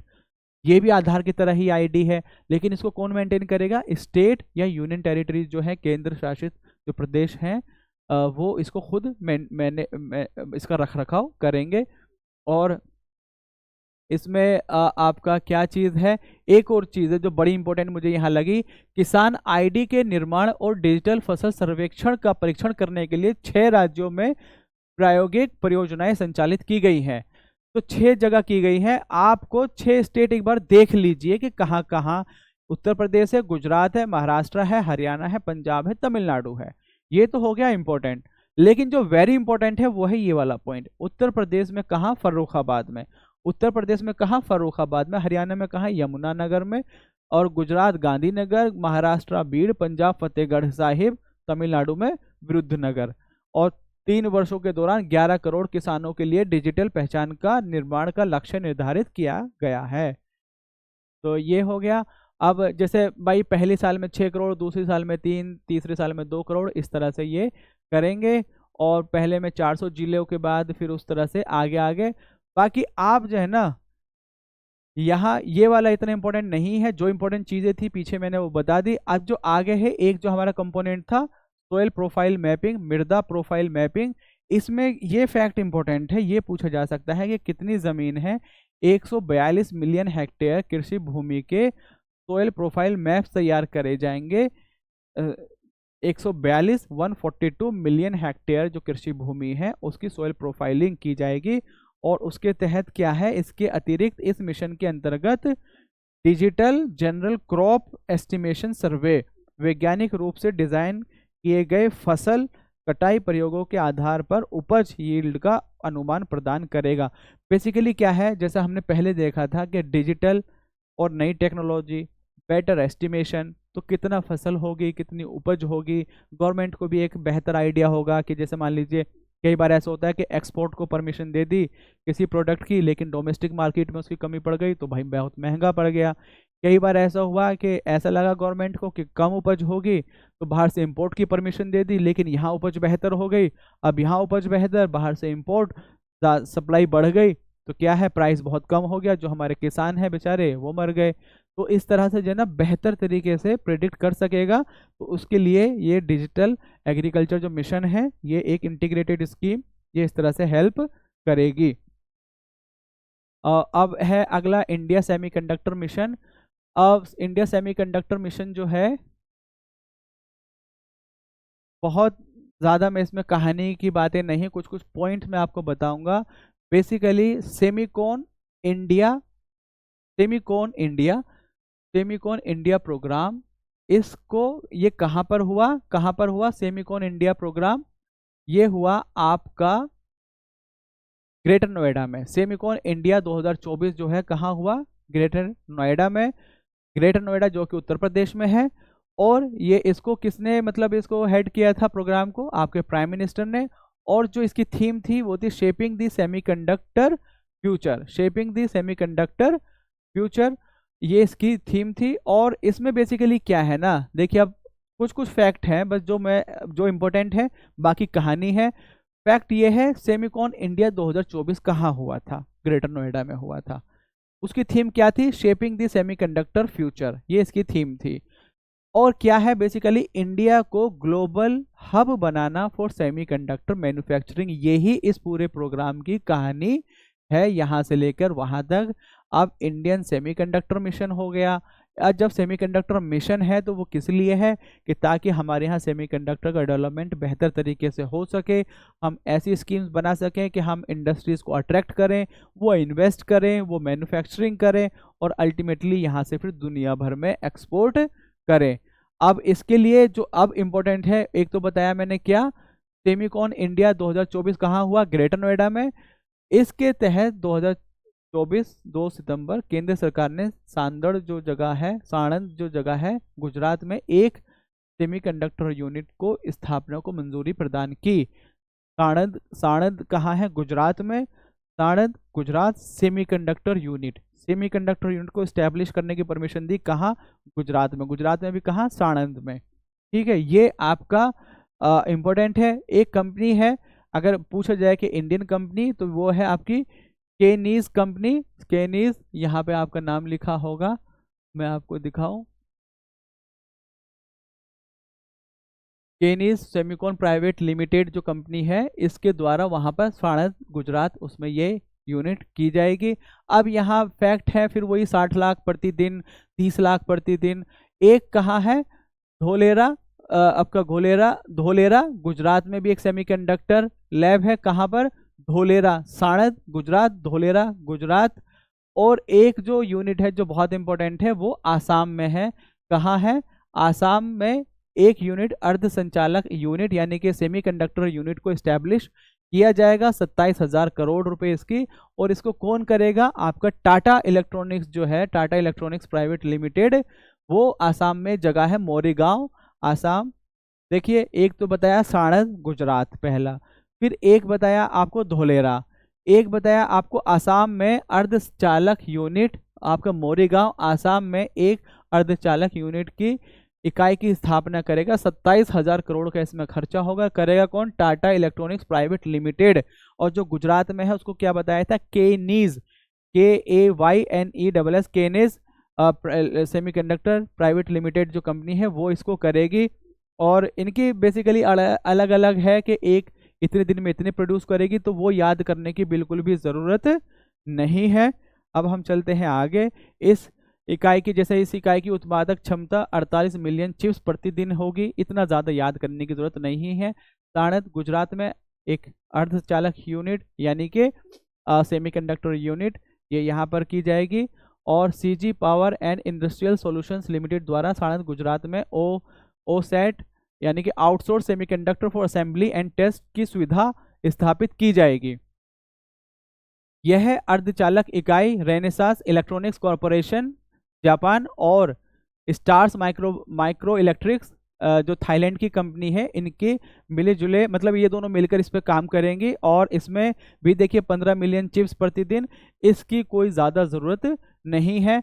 अब देखिए जो इम्पोर्टेंट है, केंद्र सरकार द्वारा स्वीकृत तीनों तीनों जो है तीनों अर्धचालक संयंत्र इकाइयों की शिलान्यास 13 मार्च 2024 को प्रधानमंत्री नरेंद्र मोदी द्वारा किया गया। इस प्रकार भारत में इंडिया सेमीकंडक्टर मिशन के अंतर्गत अब तक कुल 5 अर्धचालक इकाइयों की स्थापना को मंजूरी प्रदान की गई है। साणंद गुजरात, धोलेरा गुजरात, फिर मोरेगांव आसाम, इस तरह से फिर साणंद एक और, तो इस तरह से टोटल कितनी यूनिट है? टोटल 5 को परमिशन दी गई है। तो अब हम चलते हैं आगे। हाँ, ये है इंडिया अमेरिका भारत अमेरिका साझेदारी। अब इसमें क्या है कि international technology security and innovation दोनों के बीच में जो है इंडिया और अमेरिका सेमीकंडक्टर मिशन की साझेदारी की घोषणा की गई। और इसमें जो एक इम्पोर्टेंट टर्म है वो है चिप्स। क्या है? CHIPS, chips, creating helpful incentive to produce semiconductor, creating helpful incentive to produce semiconductor. तो इंडिया और यूएस के बीच में एक कोलैबोरेशन है जिससे इंडिया में सेमीकंडक्टर के डेवलपमेंट में हेल्प होगी। अगला जो है हमारा वो है सर्वोच्च न्यायालय का ध्वज और प्रतीक चिन्ह। अब क्या है, भारत का सर्वोच्च न्यायालय जो है अब किस आर्टिकल के तहत? 124 के तहत। अब ये जो है भारत का एक सर्वोच्च न्यायालय होगा, ये आर्टिकल 124 में है। 26 जनवरी 1950 को संविधान के लागू होने के साथ ही सर्वोच्च न्यायालय अस्तित्व में आ गया और 28 जनवरी 1950 को इसका उद्घाटन किया गया। तो अगर आपसे पूछा जाए कि उद्घाटन कब हुआ, तो वो हुआ 28 जनवरी 1950 को, 28 जनवरी को।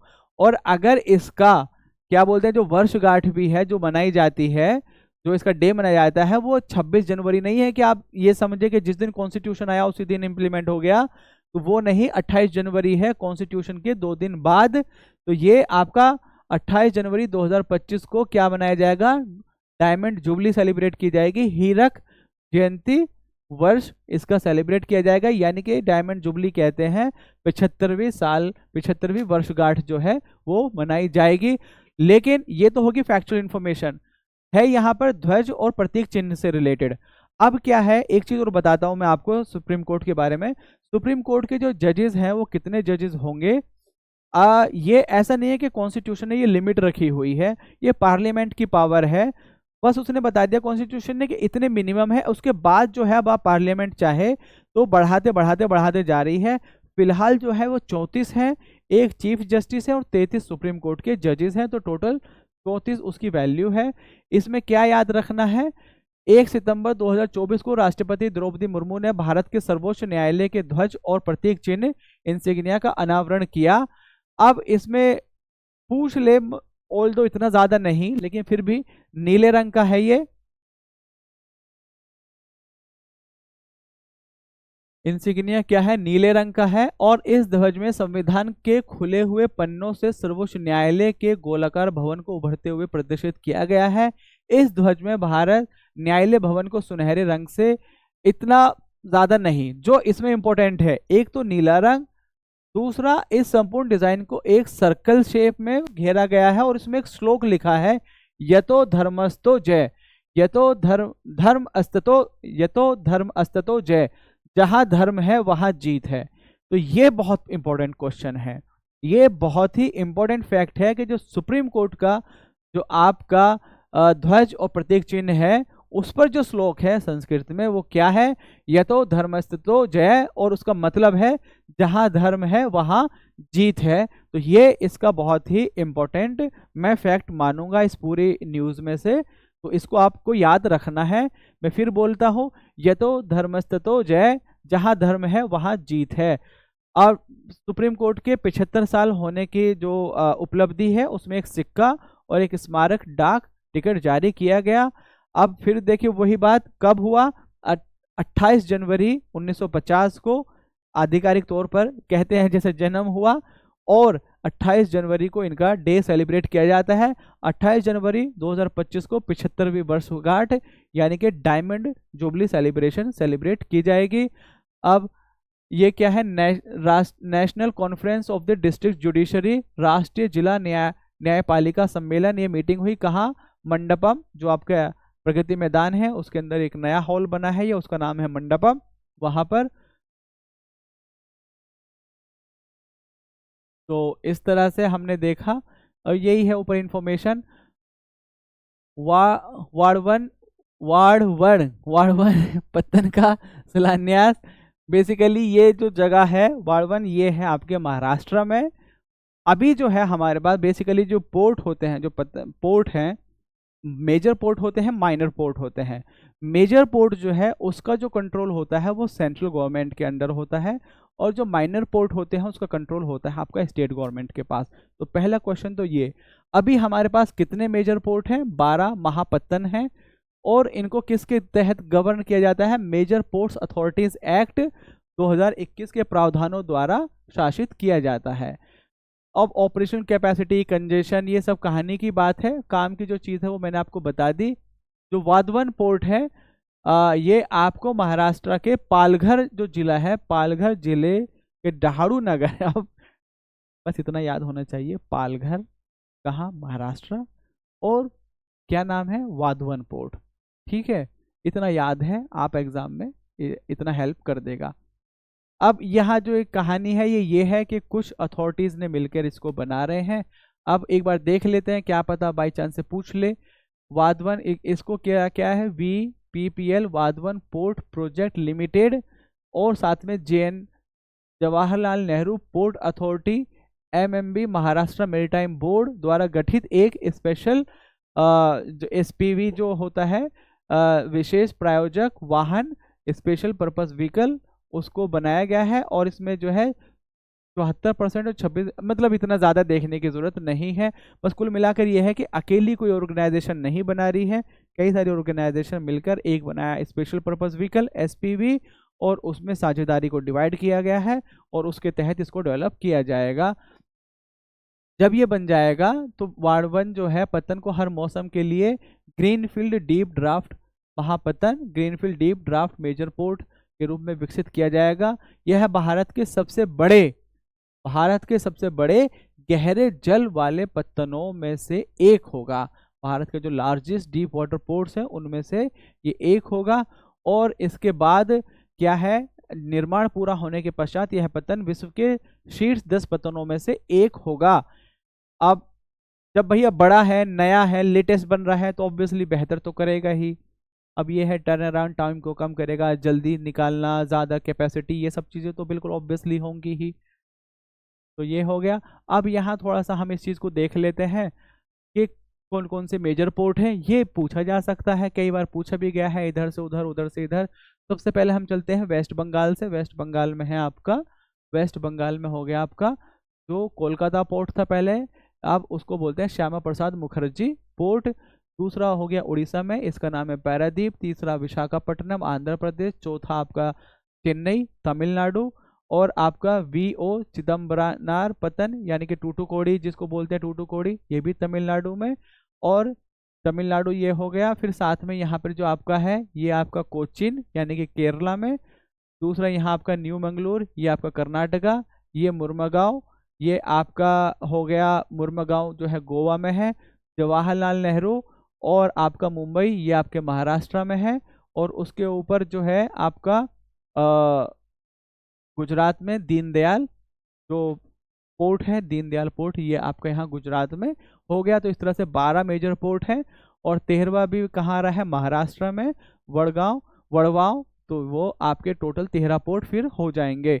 अब इसमें एक जो इम्पोर्टेंट चीज़ है, एक तो ये हो गया कि वो कौन सा है, 13वां है, कहाँ बन रहा है, महाराष्ट्र में बन रहा है। महाराष्ट्र में भी किस डिस्ट्रिक्ट में, पालघर में। अब एक इम्पोर्टेंट है container port performance index, container port performance index.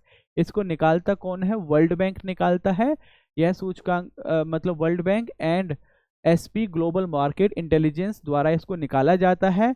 इस सूचकांक के तहत कंटेनर पोर्टो शिप द्वारा, अब बेसिकली यही है कि एक शिप द्वारा कितना टाइम लगता है पोर्ट को उसे खाली करने में, उसे भरने में, तो उस चीज़ को देखें। कंटेनर पोर्ट परफॉर्मेंस इंडेक्स है। अब इसमें एक तो क्या चीज़ है, इस सूचकांक में लगातार दूसरे वर्ष चीन का जो है, अब ये याद रखना है आपको, यांगशान पतन जो है, यांगशान कहाँ का है, चीन का है। नंबर 1 पे कौन सा है, यांगशान चीन का है। और आपका जो इंडिया का बेस्ट है वो है विशाखापट्टनम। इंडिया का कौन सा है, विशाखापट्टनम। रैंक क्या है, 19 है।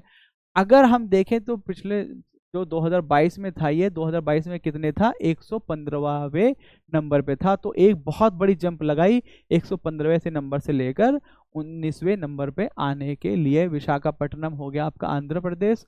ये बाकी और पोर्ट्स की रैंक है, लेकिन हमारा जो बेस्ट है वो है 19 नंबर पर Visakhapatnam. National industrial corridor development programme.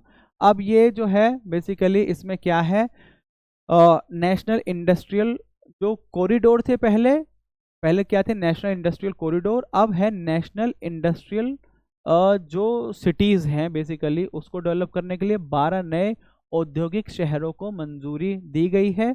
और ये फ्यूचरिस्टिक इंडस्ट्रियल सिटीज़ होंगी, भविष्य की औद्योगिक शहर जो विश्व के सर्वोत्तम विनिर्माण और विनिवेश स्थलों, मैन्युफैक्चरिंग इन्वेस्टमेंट डेस्टिनेशन के रूप में ये एक दूसरे से कॉम्पीट करेंगे और इंडिया को बेसिकली मैन्युफैक्चरिंग हब बनाएंगे, जहां मैन्युफैक्चर हो सके और दुनिया में हम एक्सपोर्ट कर सके। इसमें अब बेसिकली क्या है, औद्योगिक गलियारों के विकास के, ये पहले ही 2020 में आपका इसके नेशनल इंडस्ट्रियल जो कॉरिडोर डेवलपमेंट प्रोग्राम है, जो 4 औद्योगिक जो फेज में 11 औद्योगिक गलियारों के विकास को स्वीकृति प्रदान की थी। इन 11 गलियारों के अंतर्गत 4 चरणों में कुल 32 परियोजना और 4 इसमें ग्रीनफील्ड औद्योगिक शहर पहले ही विकसित किए जा चुके हैं, जबकि 4 पर वर्तमान में विकसित की योजनाएं चल रही हैं। अब जो हमें यहाँ पर देखना है बेसिकली वो कौन कौन से शहर हैं और कौन कौन से वो कॉरिडोर हैं। तो एक तो हो गया कॉरिडोर, इंडस्ट्रियल कॉरिडोर, और दूसरा है इंडस्ट्रियल जो शहर हैं। अब 12 औद्योगिक शहर देश के 10 राज्यों में विस्तृत होंगे। इन्हें 6 प्रमुख गलियारों के साथ साथ रणनीतिक रूप से नियोजित प्लान वे में प्लान किया जाएगा। पहले बता रहा हूँ, पहले थे इंडस्ट्रियल कॉरिडोर, अब है इंडस्ट्रियल सिटीज। अब 11 शहरों के नाम की घोषणा की गई, 2 की नहीं कर पाए, एक की नहीं कर पाए थे क्योंकि 2 जगह इलेक्शन थे, एक कश्मीर और एक हरियाणा। हो सकता है हरियाणा का कोई शहर हो। तो जैसा हमने पहले ही सबसे पहली लाइन थी, 1 नेशन 1 इलेक्शन की, क्या होता है, इलेक्शन का अनाउंसमेंट होते ही आपका पॉलिसी पैरालिसिस टाइप्स हो जाती है, क्योंकि मॉडल कोड ऑफ कंडक्ट आ जाता है, तो कोई भी नई स्कीम हम लॉन्च नहीं कर सकते। तो उसी के तहत क्या है, नाम लॉन्च नहीं किया गया 12वें का। अब यहाँ पर जो नाम है वो देखिए, जो खुरपिया है, खुरपिया कहाँ, उत्तराखंड, राजपुरा पटियाला पंजाब, दीघी महाराष्ट्र, पलक्कड़ केरल, आगरा उत्तर प्रदेश, प्रयागराज उत्तर प्रदेश, गया बिहार, जहीराबाद तेलंगाना, ओवरकल आंध्र प्रदेश, कोपरथी आपका आंध्र प्रदेश, और जोधपुर पाली आपका राजस्थान। देखिए हमें याद रखना है आगरा और प्रयागराज। आगरा प्रयागराज पढ़ना तो सभी है, लेकिन ये ज़्यादा याद होने चाहिए क्योंकि ये उत्तर प्रदेश के हैं। जब भी हम करंट अफेयर पढ़ते हैं और उस करंट अफेयर का रिलेवेंस स्टेट से हो तो उसकी वैल्यू ज़्यादा बढ़ जाती है। तो ये आपका हो गया आगरा उत्तर प्रदेश और प्रयागराज आपका उत्तर प्रदेश, गया बिहार में। पहले मैंने बताया ये तो 12 सिटी, लेकिन 11 का ही नाम यह है। ये पुराने इंडस्ट्रियल कॉरिडोर है। इसमें से भी आपको 11 के एक बार नाम पढ़ लीजिए। सारा सब कुछ याद रखने की जरूरत नहीं होती है, कई बार पूछा गया है यूपी पीसीएस में या बिहार पीसीएस में। तो एक नज़र हम देख लेते हैं।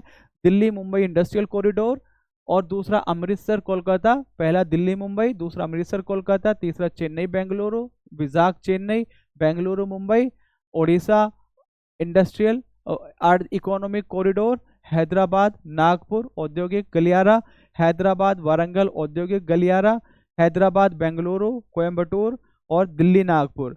मैं अगर आपसे क्वेश्चन पूछता, कुछ फंसाता, तो मैं इस तरह से कि दिल्ली से कितने हैं, दिल्ली से 2 हैं, दिल्ली मुंबई, दिल्ली नागपुर, और एक कौन सा है जो विद इन स्टेट है, सिर्फ उसी स्टेट मतलब उससे कोई और कॉरिडोर का नाम नहीं, उड़ीसा इकोनॉमिक कॉरिडोर।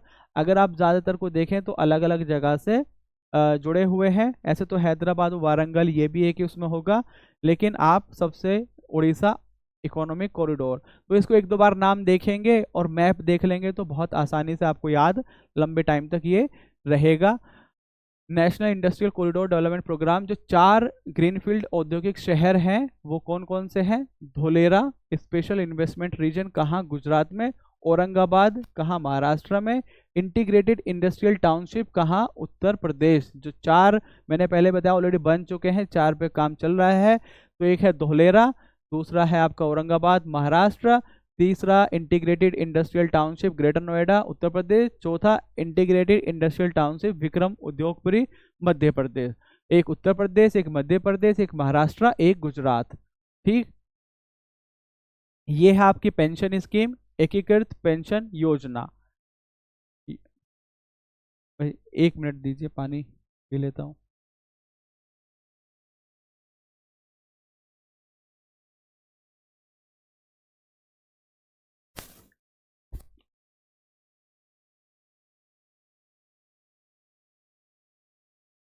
जी, इंटीग्रेटेड या सॉरी यूनिफाइड पेंशन योजना, एकीकृत पेंशन योजना।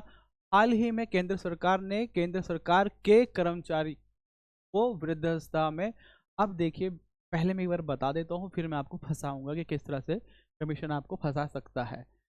अब ये जो है unified pension scheme central government ने लॉन्च की है सेंट्रल गवर्नमेंट के लिए। स्टेट गवर्नमेंट भी इसे इम्प्लीमेंट कर सकती है अपने एम्प्लॉयज़ के लिए, लेकिन उसे अलग से पास करना होगा। तो ये क्या है? सेंट्रल गवर्नमेंट के एम्प्लॉयज़ के लिए है। एकीकृत पेंशन योजना यूनिफाइड पेंशन स्कीम को मंजूरी प्रदान की गई। इस नई योजना से केंद्र सरकार के लगभग, ये हमें नहीं कि 23 लाख 25 लाख 20 लाख इतने ज़्यादा नहीं, ये इंपॉर्टेंट है कि ये स्कीम लॉन्च की गई। दूसरा, कौन सी पेंशन थी? नेशनल पेमेंट सिस्टम एनपीएस, उसको स्विच करने का ऑप्शन दिया गया। किसमें? यूनिफाइड पेंशन स्कीम में। और इसके तहत राज्यों को अपने कर्मचारियों को भी यूपीएस के ढांचे में लाने के लिए एक दिया गया। तो 25 इसमें तहत लाने का एक विकल्प प्रदान किया गया है। 25 अगस्त 2024 को अपने सभी कर्मचारियों को यूपीएस को मंजूरी प्रदान करने वाला पहला जो राष्ट्र बना है वो कौन सा राज्य बना है? राज्य में मुंह से राष्ट्र निकला, राज्य बना है महाराष्ट्र। तो सेंट्रल गवर्नमेंट ने लॉन्च की यूनिफाइड पेंशन स्कीम। पहले क्या थी? नेशनल पेमेंट सिस्टम, ये आ गई। अब स्टेट को भी परमिशन है कि वो अपने एम्प्लॉयज के लिए विकल्प दिया है कि वो कर सकते हैं। तो सबसे पहले किसने इंप्लीमेंट किया? महाराष्ट्र ने। तो इंपॉर्टेंट पॉइंट महाराष्ट्र। ठीक है, ये 23 लाख कर्मचारी है इतना, ये सब नहीं। अब यहां हम कुछ इंपॉर्टेंट फैक्ट देखते हैं। ये स्कीम आ गई है, बट क्या ये इंप्लीमेंट हो गई है, एक्टिव हो गई है? 1 अप्रैल 2025 से ये इफेक्टिवली प्रभावी होगी। और अब इसमें जो देखिए कुछ जो चीजें हैं, पहले एक बार पढ़ लीजिए फिर मैं आपको लिख के समझाऊंगा। एक है सुनिश्चित पेंशन। सुनिश्चित पेंशन से पहले, अब सुनिश्चित पेंशन क्या है? मैं जॉब कर रहा हूं, मैं आज रिटायर हुआ हूं, इससे 12 महीने पहले तक जो मुझे सैलरी मिल रही थी उसके 50% के समतुल्य राशि मूल पेंशन के रूप में प्रदान की जाएगी। आज रिटायर हुआ, उससे 12 महीने पहले जाइए, जो उसका है औसत मूल्य वेतन एवरेज बेसिक पे के 50% मुझे मिलेगी, जो सुनिश्चित पेंशन है। अब क्या है? अब यहाँ भी बहुत सारे देखिए, बहुत सारे मतलब पहले एक बार मैं समझा देता हूँ फिर मैं एक बार लिख के बताऊंगा ना, सारा एकदम तार तार क्लियर हो जाएगा। तो सुनिश्चित पेंशन 12 महीने बेसिक एवरेज पे उसका 50%। लेकिन भाई 50% मिलेगा किसको? 50% उसको मिलेगा जिसने 25 साल की सर्विस की होगी। ऐसा थोड़ी ना है कि हर किसी को देने लगेगी सरकार। 12 महीने औसत मूल्य वेतन एवरेज बेसिक पे 50% मिलेगी। और किसको मिलेगी? भाई 25 वर्ष की सर्विस करनी होगी मिनिमम। अगर 25 वर्ष से कम है तो उसी तरह से प्रोपोर्शनली 50% से नीचे परसेंटेज आती रहेगी, 25 साल से अगर कम है तो। और मिनिमम अगर इसका फायदा लेना है, मिनिमम आपको 10 साल की सर्विस करनी ही पड़ेगी। अब एक बार रिपीट करता हूं, सुनिश्चित पेंशन, मैं आज रिटायर हुआ, 12 महीने पहले जाइए, उसका जो मेरा एवरेज बेसिक पे है, मेरा औसत मूल्य वेतन है, उसका 50% मिलेगा। लेकिन 50% तब मिलेगा जब मैंने मिनिमम 25 साल की सर्विस दी होगी। अगर 25 साल से कम है तो उसी प्रोपोर्शन में मेरी पेंशन कम हो जाएगी। और मिनिमम जो है, मुझे मिनिमम 10 साल की सर्विस चाहिए ही चाहिए इस पेंशन का लाभ उठाने के लिए। अगर 10 साल से कम की सर्विस है तो लाभ, तो आप समझ रहे हैं ना, मिनिमम 10 साल सर्विस चाहिए ही चाहिए, 50% के लिए 25 साल सर्विस चाहिए ही चाहिए। एक तो हो गया सुनिश्चित पेंशन। सुनिश्चित पारिवारिक पेंशन, अब इसमें क्या है, यहां तो था मेरे रिटायरमेंट की बात, यहां क्या है, यहां क्या है सुनिश्चित पारिवारिक पेंशन में, निधन से पहले प्राप्त पेंशन के 60%। मैं जॉब कर रहा था, रिटायर हो गया, पेंशन मिल रही है, पेंशन और डेथ, पेंशन और डेथ के बीच में जो है, जो मुझे मिल रहा है उसका 60% समतुल्य राशि सुनिश्चित पारिवारिक पेंशन, एश्योर्ड फैमिली पेंशन के रूप में प्रदान की जाएगी। क्या की जाएगी, मैं रिटायर हो गया, पेंशन मिल रही है, उस पेंशन का 60%, उस पेंशन का 60% पारिवारिक होगा, एश्योर्ड फैमिली पेंशन। सुनिश्चित न्यूनतम पेंशन, सुनिश्चित न्यूनतम पेंशन जो है, इस योजना न्यूनतम 10 वर्षों की सेवा के बाद सेवानिवृत्त पर 10,000 रुपए प्रति माह के सुनिश्चित। अब जो मिनिमम एश्योर्ड, जो एश्योर्ड मिनिमम पेंशन है, वो 10 साल की मिनिमम सर्विस होनी चाहिए, वो तो ऊपर भी बताया, और उसमें 10,000 रुपए पर मंथ के हिसाब से आपका मिनिमम तय होगा, ये चीज। अब हम एक पॉइंट और देखते हैं, फिर मैं अपनी तरफ से, हाँ इसमें बड़ी अच्छी ये पॉइंट है, एश्योर्ड पेंशन हो, सुनिश्चित पेंशन हो, या सुनिश्चित फैमिली पेंशन हो, या सुनिश्चित मिनिमम पेंशन हो, इनका मुद्रास्फीति सूचकांक यानी कि इंडेक्स, इन्फ्लेशन इंडेक्सेशन। अब ऐसा है कि आपको तो पेंशन कुछ मिल रही है, अभी इन्फ्लेशन कुछ था, अगले साल महंगाई और बढ़ गई, और महंगाई बढ़ गई, और महंगाई बढ़ गई, तो भैया आपको तो जो रिटर्न उस पर मिलना है वो तो खत्म ही है, फिर तो आप तो नेगेटिव में जाने लगेंगे। तो उस चीज से बचाने के लिए इसको कहते हैं इन्फ्लेशन इंडेक्सेशन। इन्फ्लेशन इंडेक्सेशन इस पर लागू होगा, इन तीनों पर, चाहे तो आपका एश्योर्ड पेंशन हो, चाहे एश्योर्ड फैमिली पेंशन हो, चाहे आपका एश्योर्ड मिनिमम पेंशन हो, ये चीजें आपकी होंगी। और उसके बाद जो है, एक आपका हम देखते हैं यहाँ ग्रेचुइटी के लिए है, सेवानिवृत्त पर कर्मचारी ग्रेचुइटी के अतिरिक्त एक मुश्त राशि जो लमसम अमाउंट है उसके भी पात्र होंगे, लेकिन वो कब दिया जाएगा उसे, जो मूल वेतन प्लस डीए जो है, डियरनेस अलाउंस या महंगाई भत्ता, इन दोनों का 10% तो एम्प्लॉय यानी कि मैं कंट्रीब्यूट करूंगा, और 18.5% सेंट्रल गवर्नमेंट कंट्रीब्यूट करेगी। हम दोनों का कंट्रीब्यूशन हो रहा है, तब जाके मुझे ग्रेचुइटी मिलेगी, एक लमसम अमाउंट मिलेगा, और एक पर्टिकुलर टाइम पीरियड के बाद मिलता है। जैसे कुछ कंपनी कहती है मिनिमम इतने साल के बाद, फिर इतने साल के बाद, एक रिटायरमेंट के बाद, के भाई आपको इस तरह से ये मिलेगा। अब आपका है एनपीएस, यहाँ बेसिकली है एनपीएस बच्चों के लिए, एनपीएस वात्सल्य अवयस्क बच्चों के लिए, यानी कि माइनर जो बच्चे हैं उनके लिए पेंशन योजना है। और इसमें क्या है, अंशदान आधारित कंट्रीब्यूटरी है, आपके जो पेरेंट्स है वो आपके लिए कंट्रीब्यूट करेंगे, और जब आप 18 साल में कन्वर्ट हो जाएंगे यानी कि माइनर से मेजर बनेंगे, तो उस टाइम फिर वो आपके यूनिफाइड पेमेंट सिस्टम में, इसमें सब्सक्राइबर को प्रतिवर्ष मिनिमम 1,000 इसमें 18 वर्ष से कम आयु 1,000 मिनिमम, मैक्सिमम की कोई लिमिट नहीं है, अधिकतम की कोई सीमा नहीं है। इस योजना के तहत माता पिता और अभिभावकों द्वारा अवयस्क बच्चों के लिए अंशदान किया जाएगा। बच्चों के वयस्क होने पर इस योजना को सहज रूप से एक सामान्य एनपीएस खाते में बदला जा सकेगा। अब बनेगा क्वेश्चन, जो अब मैं देखे थोड़ा सा,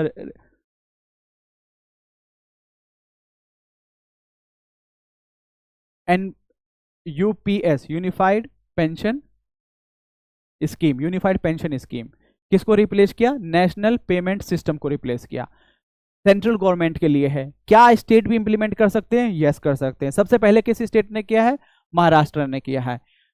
2025 से 1 अप्रैल 2025 से ये इंप्लीमेंट होगी। अब जो इसमें है सुनिश्चित पेंशन, सुनिश्चित पेंशन क्या होगी कि जब मैं रिटायर हो रहा हूं उसके 12 महीने पहले से जो मेरा एवरेज पे है, एवरेज बेसिक पे है, उसका 50%, लेकिन तब मिलेगा जब मेरी 25 साल की सर्विस होगी। अगर 25 साल से कम है तो वो उसी हिसाब से कम होती चली जाएगी, लेकिन मिनिमम 10 साल की सर्विस होनी चाहिए, तभी ही मुझे एश्योर्ड मिनिमम पेंशन मिलेगी जिसकी वैल्यू है 10,000 रुपये।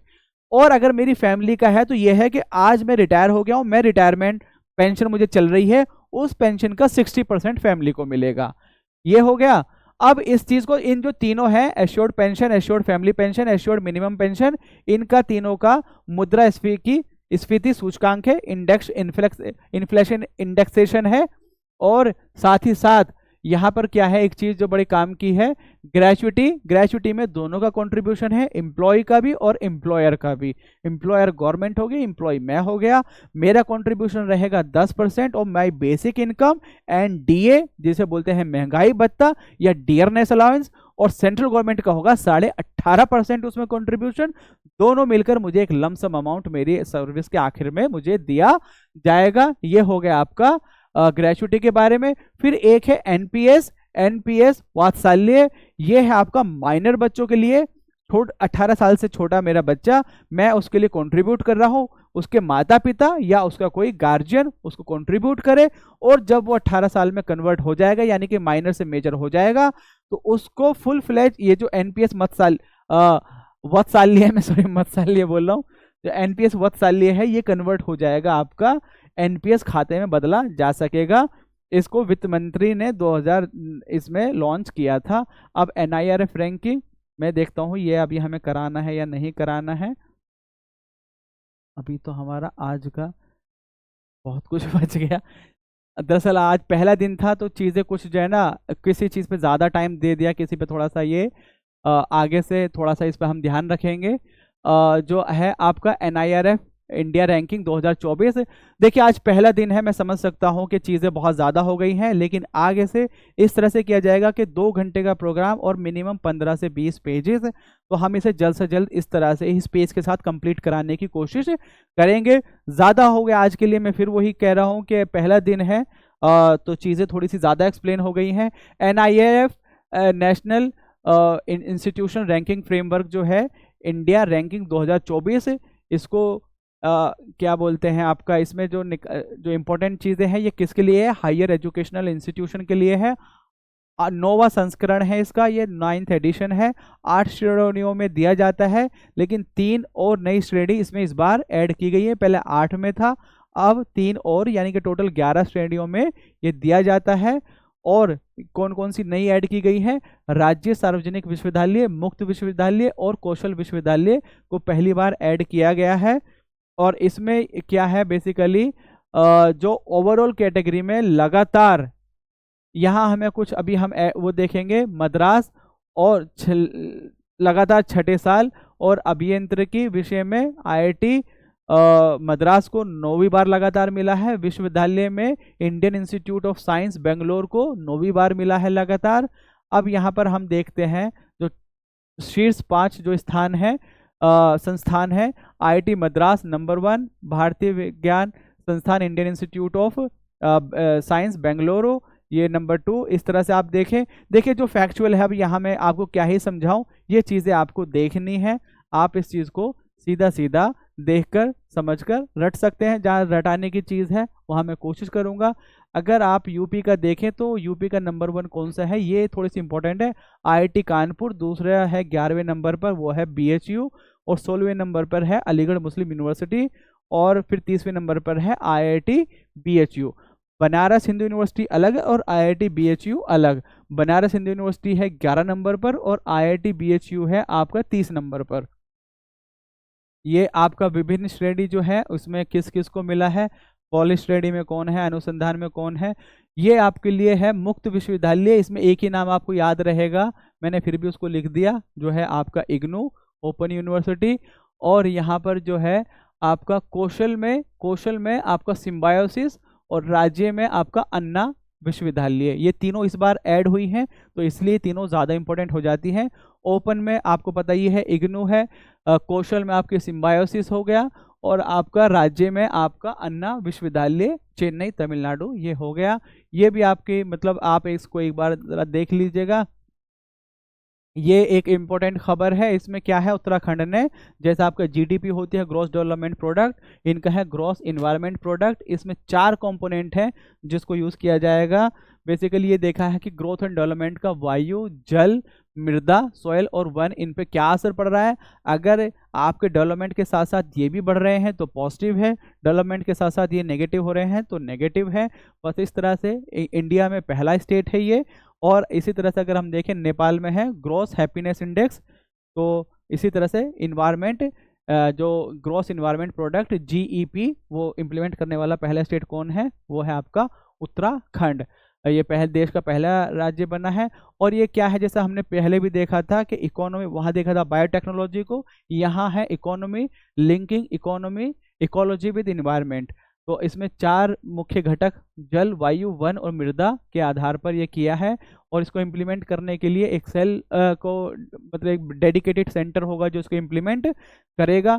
जीईपी सूचकांक यह निर्धारित करेगा कि राज्य में विकास परक योजनाओं के साथ साथ जल, मृदा, वायु एवं वन में क्या परिवर्तन आए हैं। बेसिकली यही चीज़ देखनी है कि आपका जो डेवलपमेंट है उसका इन्वायरमेंट पे, क्लाइमेट पे क्या असर पड़ रहा है। SDG India index, SDG India index जो है इसको कौन निकालता है, आपका government of India. Government of India की कौन सी बॉडी, नीति आयोग। और नीति आयोग जो है वो किसके साथ, यूएनडीपी, इन दोनों के साथ मिलकर सस्टेनेबल डेवलपमेंट इंडिया इंडेक्स निकाला जाता है। बहुत सिंपल सा क्वेश्चन है। 17 सस्टेनेबल डेवलपमेंट गोल है, क्या 17 सस्टेनेबल डेवलपमेंट गोल कवर होते हैं? नहीं, 16 होते हैं। 169 टारगेट हैं एसडीजी के अंदर, क्या सारे टारगेट पे काम किया जाता है? गलत, नहीं। तो यहाँ जो है आपके 16 गोल हैं और आपका कितने 113 इंडिकेटर्स, उपलक्ष्य कितने हैं 70, इतने पे इसमें काम किया जाता है। जो आपका इंडिया का है जिसका चौथा इसका एडिशन लॉन्च किया गया अभी। और इसको रिलीज किसने किया, नीति आयोग के जो अध्यक्ष हैं। और नीति आयोग के अध्यक्ष क्या है, ये अपने आप में एक सवाल है। अध्यक्ष नहीं, उपाध्यक्ष, सुमन बेरी। सुमन बेरी, क्योंकि अध्यक्ष तो प्राइम मिनिस्टर हैं और उपाध्यक्ष हैं सुमन बेरी, इन्होंने लॉन्च किया। अब जो इसकी जो सेंट्रल थीम है ये आपको याद रखनी है, विकसित भारत की ओर सतत प्रगति, समावेशी विकास, टुवर्ड्स विकसित Bharat, sustainable progress, inclusive growth. तो ये इंपॉर्टेंट है। किसने लॉन्च किया? सुमन बेरी, जो उपाध्यक्ष है नीति आयोग के। कौन कौन बनाता है NITI Aayog? Plus with the help of United Nation Development Programme UNDP. क्या 17 गोल कवर होते हैं? नहीं, सिर्फ 16 गोल कवर होते हैं। क्या सारे टारगेट कवर होते हैं? नहीं, सिर्फ 16 लक्ष्यों के लिए होता है। और इसको हम देखें तो इसमें बेसिकली क्या है, एक ओवरऑल स्कोर या कंपोजिट स्कोर होता है। और 100 से मतलब 0 से 100 की रेंज में इसे डिवाइड करते हैं और देखते हैं 4 कैटेगरीज बनाई हैं। कितनी कैटेगरीज बनाई हैं? 4 कैटेगरीज बनाई हैं। पहली है एस्पिरेंट, आकांक्षी, दूसरी है प्रदर्शनकर्ता, परफॉर्मेंस, तीसरी अग्रणी, फ्रंट रनर, और चौथी है लक्ष्य प्राप्तकर्ता, अचीवर। APRA, अपरा, एस्पिरेंट। पहले और ऑब्वियसली सबसे पहले तो आप एस्पिरेंट ही होंगे भाई, यूपीपीसीएस के एस्पिरेंट है, यूपीएससी के एस्पिरेंट है, बीपीएससी के एस्पिरेंट है। जब एस्पिरेंट होंगे तो ही तो परफॉर्म करोगे, तो परफॉर्म कर रहे हो। कुछ एस्पिरेंट ऐसे होते हैं कि थक के बैठ जाते हैं कि भैया हमसे तो इतना ज़्यादा ना पढ़ा जाएगा, हम क्या करेंगे। कुछ भागते रहते हैं तो फ्रंट रनर हो गए। और जो फ्रंट रनर जीत गए, जो आगे पहुंच गए, कामयाब हो गए, उनको अचीवर बोल देते हैं। तो इसमें बेसिकली ये है कि एस्पिरेंट से कहानी शुरू होगी और अचीवर पे ख़त्म होगी। अचीवर पे अभी कोई भी नहीं पहुंचा है, कोई भी स्टेट अचीवर स्टेट पे नहीं पहुंचा है। और ये जो है यहाँ से ज़्यादातर स्टेट निकल चुके हैं। अब जो है कहानी वो इन दोनों के बीच में है, परफॉर्म भी कर रहे हैं और आगे बढ़ने की भी कोशिश हो रही है फ्रंट रनर। और कंपोजिट जो स्कोर है, इंडिया का जो ओवरऑल स्कोर है कितना है? 71। कितना है? 71। तो इंडिया कौन सी वाली रेंज में आएगा? टोटल फ्रंट रनर की कैटेगरी में आएगा। और यहाँ यह है कि इंडिया ने कुछ पर्टिकुलर गोल हैं, सस्टेनेबल डेवलपमेंट गोल, जैसे कि SDG 1 गरीबी के रिगार्डिंग, और 8 जो है आपका सभ्य कार्य और आर्थिक विकास, और 13 इन पे अच्छा काम किया है, उसमें ज़्यादा बेहतर परफॉर्म किया है, कुछ में उतना बेहतर परफॉर्म नहीं किया है। अब यहाँ जो है अगर हम देखें इसमें सभी राज्यों, अगर एक स्टेटमेंट है इंडिया इंडेक्स देश के सभी राज्यों के समग्र स्कोर में सुधार दर्ज किया गया है, ये बिल्कुल सही है। इंडिया का ओवरऑल स्कोर 71, सारे स्टेट ने कुछ ना कुछ बेहतर किया, बिल्कुल बेहतर किया। अब जो है सबसे ज्यादा चेंज किया है, सबसे ज्यादा जो ट्रांजिशन किया है, सबसे ज्यादा इंप्रूवमेंट किया है, वो क्या है? उत्तर प्रदेश ने। किसने किया है? नंबर 1 पे उत्तर प्रदेश 25 पॉइंट से, नंबर 2 पे है जम्मू कश्मीर 21 पॉइंट के साथ। 2 है, बहुत है, बाकी देख लीजिए उत्तराखंड, सिक्किम और हरियाणा। और सबसे जो नंबर 1 पे रहे हैं, देखिए ओवरऑल इंप्रूवमेंट उत्तर प्रदेश। लेकिन नंबर 1 पे अभी भी ऐसा नहीं कि उत्तर प्रदेश ने इंप्रूव कर लिया तो नंबर 1 पे पहुंच गया, इंप्रूव किया है, क्योंकि पहले नीचे था, काफी नीचे था, अब काफी ऊपर आया है, लेकिन अभी भी ऊपर नहीं पहुंचा है। जो सबसे ऊपर है वो है आपका केरल और उत्तराखंड। कितना स्कोर है? 79। इंडिया का कितना स्कोर है? 71। इंडिया का कितना है? 71। तो सबसे ऊपर स्टेट में कौन है? केरल और उत्तराखंड। और यूनियन टेरिटरी केंद्र शासित प्रदेश में है चंडीगढ़। बाकी देखिए केरल, उत्तराखंड, तमिलनाडु, गोवा, हिमाचल, ये सारी चीजें आप थोड़ा सा देख लीजिएगा। सबसे जो नीचे है वो अपने, मैं आई एम एक्सट्रीमली सॉरी कि आप मुझे ऐसा समझे कि मैं कुछ, ये सबसे नीचे बिहार, और हमारा जो उत्तर प्रदेश है वो भी कोई ज़्यादा बेहतर पोजीशन में नहीं है। राजस्थान, मध्य प्रदेश, उत्तर प्रदेश, छत्तीसगढ़, याद रखिएगा 4 स्टेट एक ही कैटेगरी पर हैं, राजस्थान, मध्य प्रदेश, उत्तर प्रदेश, छत्तीसगढ़। 67 स्कोर है, नेशनल स्कोर से कम है, नेशनल से कम है। सबसे नीचे कौन सा है? बिहार है। और हमारा क्या है? 18 नंबर पर है। नंबर 1 पर क्या है? केरला और उत्तराखंड। और जो क्या है यूनियन टेरिटरी में? चंडीगढ़। यूनियन टेरिटरी में क्या है? चंडीगढ़ नंबर 1 पर है। दूसरे पे पुडुचेरी एंड जम्मू एंड कश्मीर। और लद्दाख जो है यूनियन टेरिटरीज में सबसे नीचे है। अब जैसे देखिए मैंने बताया, जो एस्पिरेंट है, एस्पिरेंट कैटेगरी से सब आगे पहुंच चुके हैं, एस्पिरेंट में कोई नहीं है। अच्छा परफॉर्म करने वाले में 4 हैं, जो 50 से 64 का नंबर है, नागालैंड, मेघालय, झारखंड और बिहार। बाकी जो फ्रंट रनर है उसमें सारे स्टेट हैं। अचीवर में अभी कोई भी नहीं आया है, क्योंकि अचीवर का स्कोर है 100, 65 से 99 वाली कैटेगरी में है ज़्यादातर सब। 4 जो है बस परफॉर्मर में है, नागालैंड, मेघालय, उत्तराखंड एंड बिहार। ये आपको याद होना चाहिए, ये याद रखने की जरूरत है नहीं। अब यहाँ जो इसी तरह से यूनियन टेरिटरी के बारे में, एस्पिरेंट में कोई नहीं, परफॉर्मर में भी कोई नहीं, ये भी उससे आगे आ गए हैं, अचीवर में भी कोई नहीं, सबके सब फ्रंट रनर में है। तो all the union territories are part of front runner. क्या ये सही स्टेटमेंट है? बिल्कुल ट्रू स्टेटमेंट है। All the states are part of front runner? No. Most of the states are part of front runner? Yes, because सिर्फ 4 state हैं जो उसका पार्ट नहीं है। इस तरह से हो गया। ये यहाँ पर ये दिया गया है कि किस किस जो एक एक लक्ष्य है उसमें सबसे बेहतर किस किस स्टेट ने या यूनियन टेरिटरी ने किया है। तो इस पूरी लिस्ट को अगर आप पढ़ेंगे, पूरी लिस्ट को पढ़ेंगे, तो इसमें एक एक चीज़ तो ये है कि ना तो कहीं यूपी है ना कहीं बिहार है जिसने नंबर 1 पे परफॉर्म किया हो, एक चीज़। दूसरा क्या है जो थोड़ा सा आपको कंफ्यूज कर सकता है, कई सारी चीज़ें हैं जो आप निकाल सकते हैं, लेकिन लैंगिक समानता, जो जेंडर इक्वेलिटी है, उस पर जो नंबर 1 है वो है नागालैंड और Lakshadweep. Gender equality, Nagaland and Lakshadweep, ये हो गया आपका। और आपका यहाँ जो फैक्ट है, ये फैक्ट सिर्फ आप एक बार देख लेंगे, यूपी एंड बिहार नहीं है कहीं भी। संविधान हत्या दिवस, बेसिकली संविधान हत्या दिवस जो है किया गया किसको? 25 जून को। 25 जून 1975 को क्या हुआ था?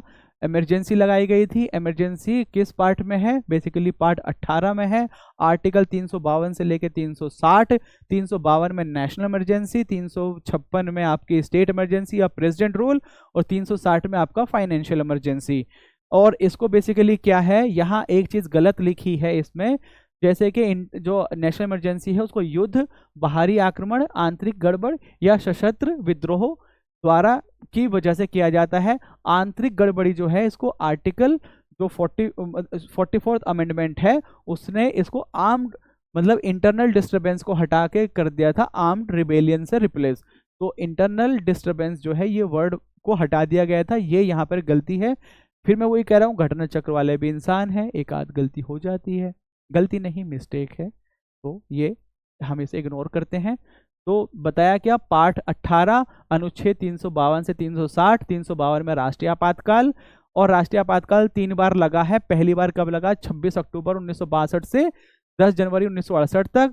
दूसरी बार लगा भारत पाकिस्तान युद्ध के मद्देनजर 1971, 3 दिसंबर 1971, ये चल ही रही थी, तभी तीसरी नेशनल इमरजेंसी, तीसरी वाली लगाई गई थी इंटरनल डिस्टरबेंस की वजह से, और उसको किया गया था 25 जून 1975। इसीलिए 25 जून 1975 को डिक्लेयर किया गया क्या, काला मतलब संविधान हत्या दिवस या ब्लैक डे भी इसको बोलते हैं।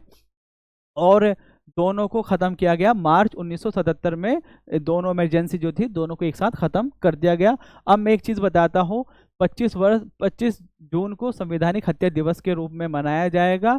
एक चीज 25 जून 1975 को ये इम्प्लीमेंट हुई थी, 25 जून को संवैधानिक हत्या दिवस के लिए घोषित किया गया। अब देखिए ये तो हो गया ये जो, अब जैसे यहाँ पर एक चीज है तो थोड़ा सा फैक्चुअल कुछ चीजें हैं कि संसद में क्या हुआ कैसे हुआ। 25 जून 1975 के दिन को काला अध्याय बताते हुए तत्कालीन प्रधानमंत्री इंदिरा गांधी की कमिटेड ब्यूरोक्रेसी और कमिटेड जुडिशरी की धारणा को लोकतंत्र विरोधी रवैया करार दिया गया। ये बेसिकली लोकसभा में जब जो आपके जो स्पीकर हैं ओम बिरला साहब, उन्होंने ये किया था। लेकिन एक चीज़ मैं बताऊं आपको, यहाँ थोड़ा सा फैक्चुअली गलत है। कमिटेड ब्यूरोक्रेसी थी लेकिन कमिटेड जुडिशरी नहीं थी। अगर कमिटेड जुडिशरी होती तो वो इंदिरा गांधी के इलेक्शन को नल एंड वॉइड डिक्लेयर नहीं कर पाती। अगर आप देखें तो इंदिरा गांधी के इलेक्शन को नल एंड वॉइड भी डिक्लेयर किया गया, यानी कि उसके इलेक्शन को ख़त्म किया, रद्द किया गया था इलाहाबाद हाई कोर्ट के जज ने। तो वो आप देख सकते हैं कमिटेड ब्यूरोक्रेसी थी, कमिटेड जुडिशरी नहीं थी। हैदराबाद मुक्ति दिवस 17 दिसंबर को। अब हुआ क्या, जब देश आज़ाद हो गया तो कुछ जगह ऐसा हुआ जो प्रिंसली स्टेट्स थे जो डिमांड कर रहे थे कि या तो पाकिस्तान के साथ या हम अलग रहेंगे। तो उसमें से कुछ स्टेट थे जैसे कि आपका एक तो हो गया कश्मीर, एक हो गया आपका जूनागढ़ और एक हो गया हैदराबाद। ये कुछ में इसका ये था कि हम इंडिपेंडेंट रहेंगे। अब हुआ क्या कि जो हैदराबाद है वहाँ निज़ाम का रूल था, तो इसको ऑपरेशन पोलो के तहत गवर्नमेंट ऑफ इंडिया को इंटरवेंशन करना पड़ा था, आर्मी को बुलाना पड़ा था, और 17 सितंबर को इसको लिबरेट किया गया। इसीलिए इसको बोलते हैं हैदराबाद लिबरेशन डे। तो 15 अगस्त को तो भारत को स्वतंत्रता मिली, लेकिन उसके 13 महीने बाद तक हैदराबाद को आज़ादी नहीं मिली थी और यह निज़ाम के शासन के अधीन था। तो इसको आपका ऑपरेशन पोलो के तहत गवर्नमेंट ने ले लिया और पुलिस एक्शन मतलब आर्मी एक्शन हुआ था। अब यहाँ पर एक चीज़ है global India AI summit. Global India AI summit कहाँ हुई थी आपकी, दिल्ली में भी कहाँ, भारत मंडपम न्यू दिल्ली। और यहाँ पर ये हुई, और इसको इम्प्लीमेंट किसने कराया, ministry of electronics and IT जो है, मतलब केंद्रीय इलेक्ट्रॉनिक्स और सूचना प्रौद्योगिकी मंत्रालय द्वारा इसको किया गया। और बेसिकली जैसे देखिए मैंने पहले भी आपसे बताया कि जहाँ भी एआई की बात होगी तो पहले तो आपको ये याद होना चाहिए कहाँ हुआ, किसने कराया। अब इसके जो है इस शिखर सम्मेलन के दौरान ओईसीडी और GPAI global partnership on artificial intelligence, OECD एक ऑर्गेनाइजेशन है, इंटर गवर्नमेंटल ऑर्गेनाइजेशन, उसका पार्ट है जीपीएआई। और उस जीपीएआई ने आपका एआई से रिलेटेड बहुत सारे इनिशिएटिव हैं जिनको लिया गया है। और इसमें जो ओईसीडी है, बेसिकली मुझे जना ये वाली चीज़ ऐसी लगी कि इसमें बहुत ज़्यादा बताने की चीज़ें नहीं हैं, आपको बस याद होना चाहिए। थोड़ा सा एक बार इसको एक बार देख लीजिएगा। यहाँ जो एक काम की चीज़ है वो है एरावत, AIRAWAT and UVAI, youth for Unnati and Vikas with AI program. UI जो है वो ये है, एरावत जो है artificial AI based supercomputer है। ये आपको चीज़ याद रखनी है जो कि आपकी किस में हुई थी, ग्लोबल इंडिया एआई समिट में। और यहाँ पर क्या है, एआई प्रशंसा दिवस, एआई एप्रिसिएशन डे 16 जुलाई को मनाया जाता है। और 16 जुलाई को क्या मनाया जाता है, एआई प्रशंसा दिवस, एआई एप्रिसिएशन डे के रूप में इसको मनाया जाता है। किसके द्वारा मनाया जाता है, एआई हार्ट LLC एक कंपनी है उसके द्वारा ये किया जाता है। और एआई पर ऐतिहासिक प्रस्ताव कौन लेकर आया, यूनाइटेड USA लेकर आया। और इसको सर्वसम्मति यानी कि सबकी सहमति से, यानी कि संयुक्त राष्ट्र के सभी 193 सदस्यों का समर्थन प्राप्त हुआ। तो OECD का इनिशिएटिव है GPI, और GPAI जो है वो बेसिकली क्या है, to bridge the gap between the जो अभी basically theory and practice on AI, theory क्या है, प्रैक्टिस क्या है, उसके बीच के गैप को ब्रिज करना है। एआई पर ऐतिहासिक प्रस्ताव कौन लेकर आया यूनाइटेड नेशन में, यूनाइटेड नेशन अमेरिका लेकर आया। और एआई प्रशंसा दिवस कौन सी है, 16 जुलाई को है, किसके द्वारा, बाई एआई हार्ट एलएलसी। और ये जो है आपका सखे जो है आपका वैश्विक इंडिया एआई समिट, ये कहाँ पर हुआ, नई दिल्ली भारत मंडपम। और किसके द्वारा, मैती मिनिस्ट्री ऑफ जो इलेक्ट्रॉनिक्स है, केंद्रीय इलेक्ट्रॉनिक्स एंड सूचना प्रौद्योगिकी मंत्रालय द्वारा इसको किया गया। और इसमें safe AI startup financing, basically इनके बारे में 7 इसके पिलर हैं। और इसमें क्या है, ओईसीडी और उसका इनिशिएटिव है जीपीएआई, ग्लोबल पार्टनरशिप और आर्टिफिशियल इंटेलिजेंस। ये जो थ्योरी और प्रैक्टिस है एआई में, उसके बीच के गैप को ब्रिज करने के लिए है। और यहाँ इससे जुड़ी हुई जो एक इम्पॉर्टेंट फैक्ट है वो ये है, ऐरावत AIRAWAT, ये इंडिया का सुपर कंप्यूटर है एआई बेस्ड, जिसकी दुनिया में 75वीं रैंक है। और वहाँ पर एक और चीज़ है UVAI, युवा UI means youth for Unnati and Vikas with AI programme. अब देखिए, बस आज के लिए इतना ही। मैं एक चीज़ देखता हूँ, मैंने आप लोगों के लिए देखिए फर्स्ट डे है, थोड़ा ज़्यादा लंबा सेशन हो गया, लेकिन आगे से कोशिश करेंगे कि ऐसा ना हो। अब यूपीपीसीएस जैसा पोस्टपोन हो गया है, उसके लिए एक बड़ी अच्छी लाइन, फिलहाल आज के लिए इतना ही, फिलहाल आज के लिए इतना ही। आपकी तरह मैं भी मायूस हूँ पोस्टपोन होने के लिए वजह, बिहार 1 महीना हो गया है, यूपीपीसीएस की अभी डेट नहीं आई है। फिलहाल आज के लिए फिलहाल इतना ही। आपकी तरह मैं भी मायूस हूँ, लेकिन उम्मीद पर दुनिया कायम है। दिल दुखा है लेकिन टूटा तो नहीं, और उम्मीद का दामन छूटा तो नहीं। मुझे बहुत अच्छी लाइन लगी थी, बिल्कुल रेलेवेंट है। आप लोग मत सोचिए कि आपका एग्ज़ाम आपका पोस्टपोन हो गया है, आपके एग्ज़ाम में क्या है, ये चीज़ आपको पढ़नी है, आपको करनी है। और देखिए, जैसे अभी हमने सस्टेनेबल डेवलपमेंट गोल इंडेक्स देखा, कुछ जैसे आपका क्या है, मैं एग्जैक्टली एस्पिरेंट हैं, कुछ एस्पिरेंट हैं, फिर परफॉर्मर है, फ्रंट रनर है, और अल्टीमेटली अचीवर है। तो ये हमें ज़िंदगी के जो इस दौर में हम गुजर रहे हैं उसमें भी देखना है कि किस तरह से आज एग्ज़ाम, देखिए हमारा ये एग्ज़ाम 17 मार्च को होने वाला था, उस तरह से उम्मीदें टूटी और फिर ये हुआ आपका 27 अक्टूबर के लिए। आज के टाइम में ऑफिशियली डेट तो 27 अक्टूबर है, लेकिन हो सकता है अभी तक ऑफिशियली कुछ भी नहीं है कि डेट आगे बढ़ जाए। बिहार जो है आपका 17 नवंबर को, लेकिन आज मैंने अभी मैं कंफर्म नहीं हूँ, लेकिन हो सकता है, मैंने एक नोटिस देखा था जिसमें था कि बिहार को 2 डेट उसको बोली गई है, 13 दिसंबर और 14 दिसंबर। तो चलिए, वहाँ उन्होंने डेट कंफर्म कर दी है, यूपीपीसीएस की अभी डेट कंफर्म नहीं हुई है। तो फिर वही बात, दिल आपकी तरह मैं भी मायूस हूँ, दिल दुखा है, टूटा तो नहीं है, और दुनिया उम्मीद पर कायम है, और हमें लगे रहना है। ठीक है, लगे रहते हैं। आज के लिए इतना ही, लेकिन मैं आप लोगों से वादा करता हूं कि कल जो क्लास होगी वो इससे बेहतर होगी। आज हो सकता है कुछ लंबी क्लास हो, कल हम थोड़ा जल्दी करेंगे और कोशिश करेंगे कि हम और भी ज़्यादा चीज़ें कवर कर सकें। और आप बिल्कुल यकीन मानकर चलिए कि आपका करंट अफेयर से गलत नहीं होने वाला है, तो इससे बेस्ड होगा। थैंक यू, आज के लिए इतना ही काफ़ी। Thank you, have a good day, bye, take care.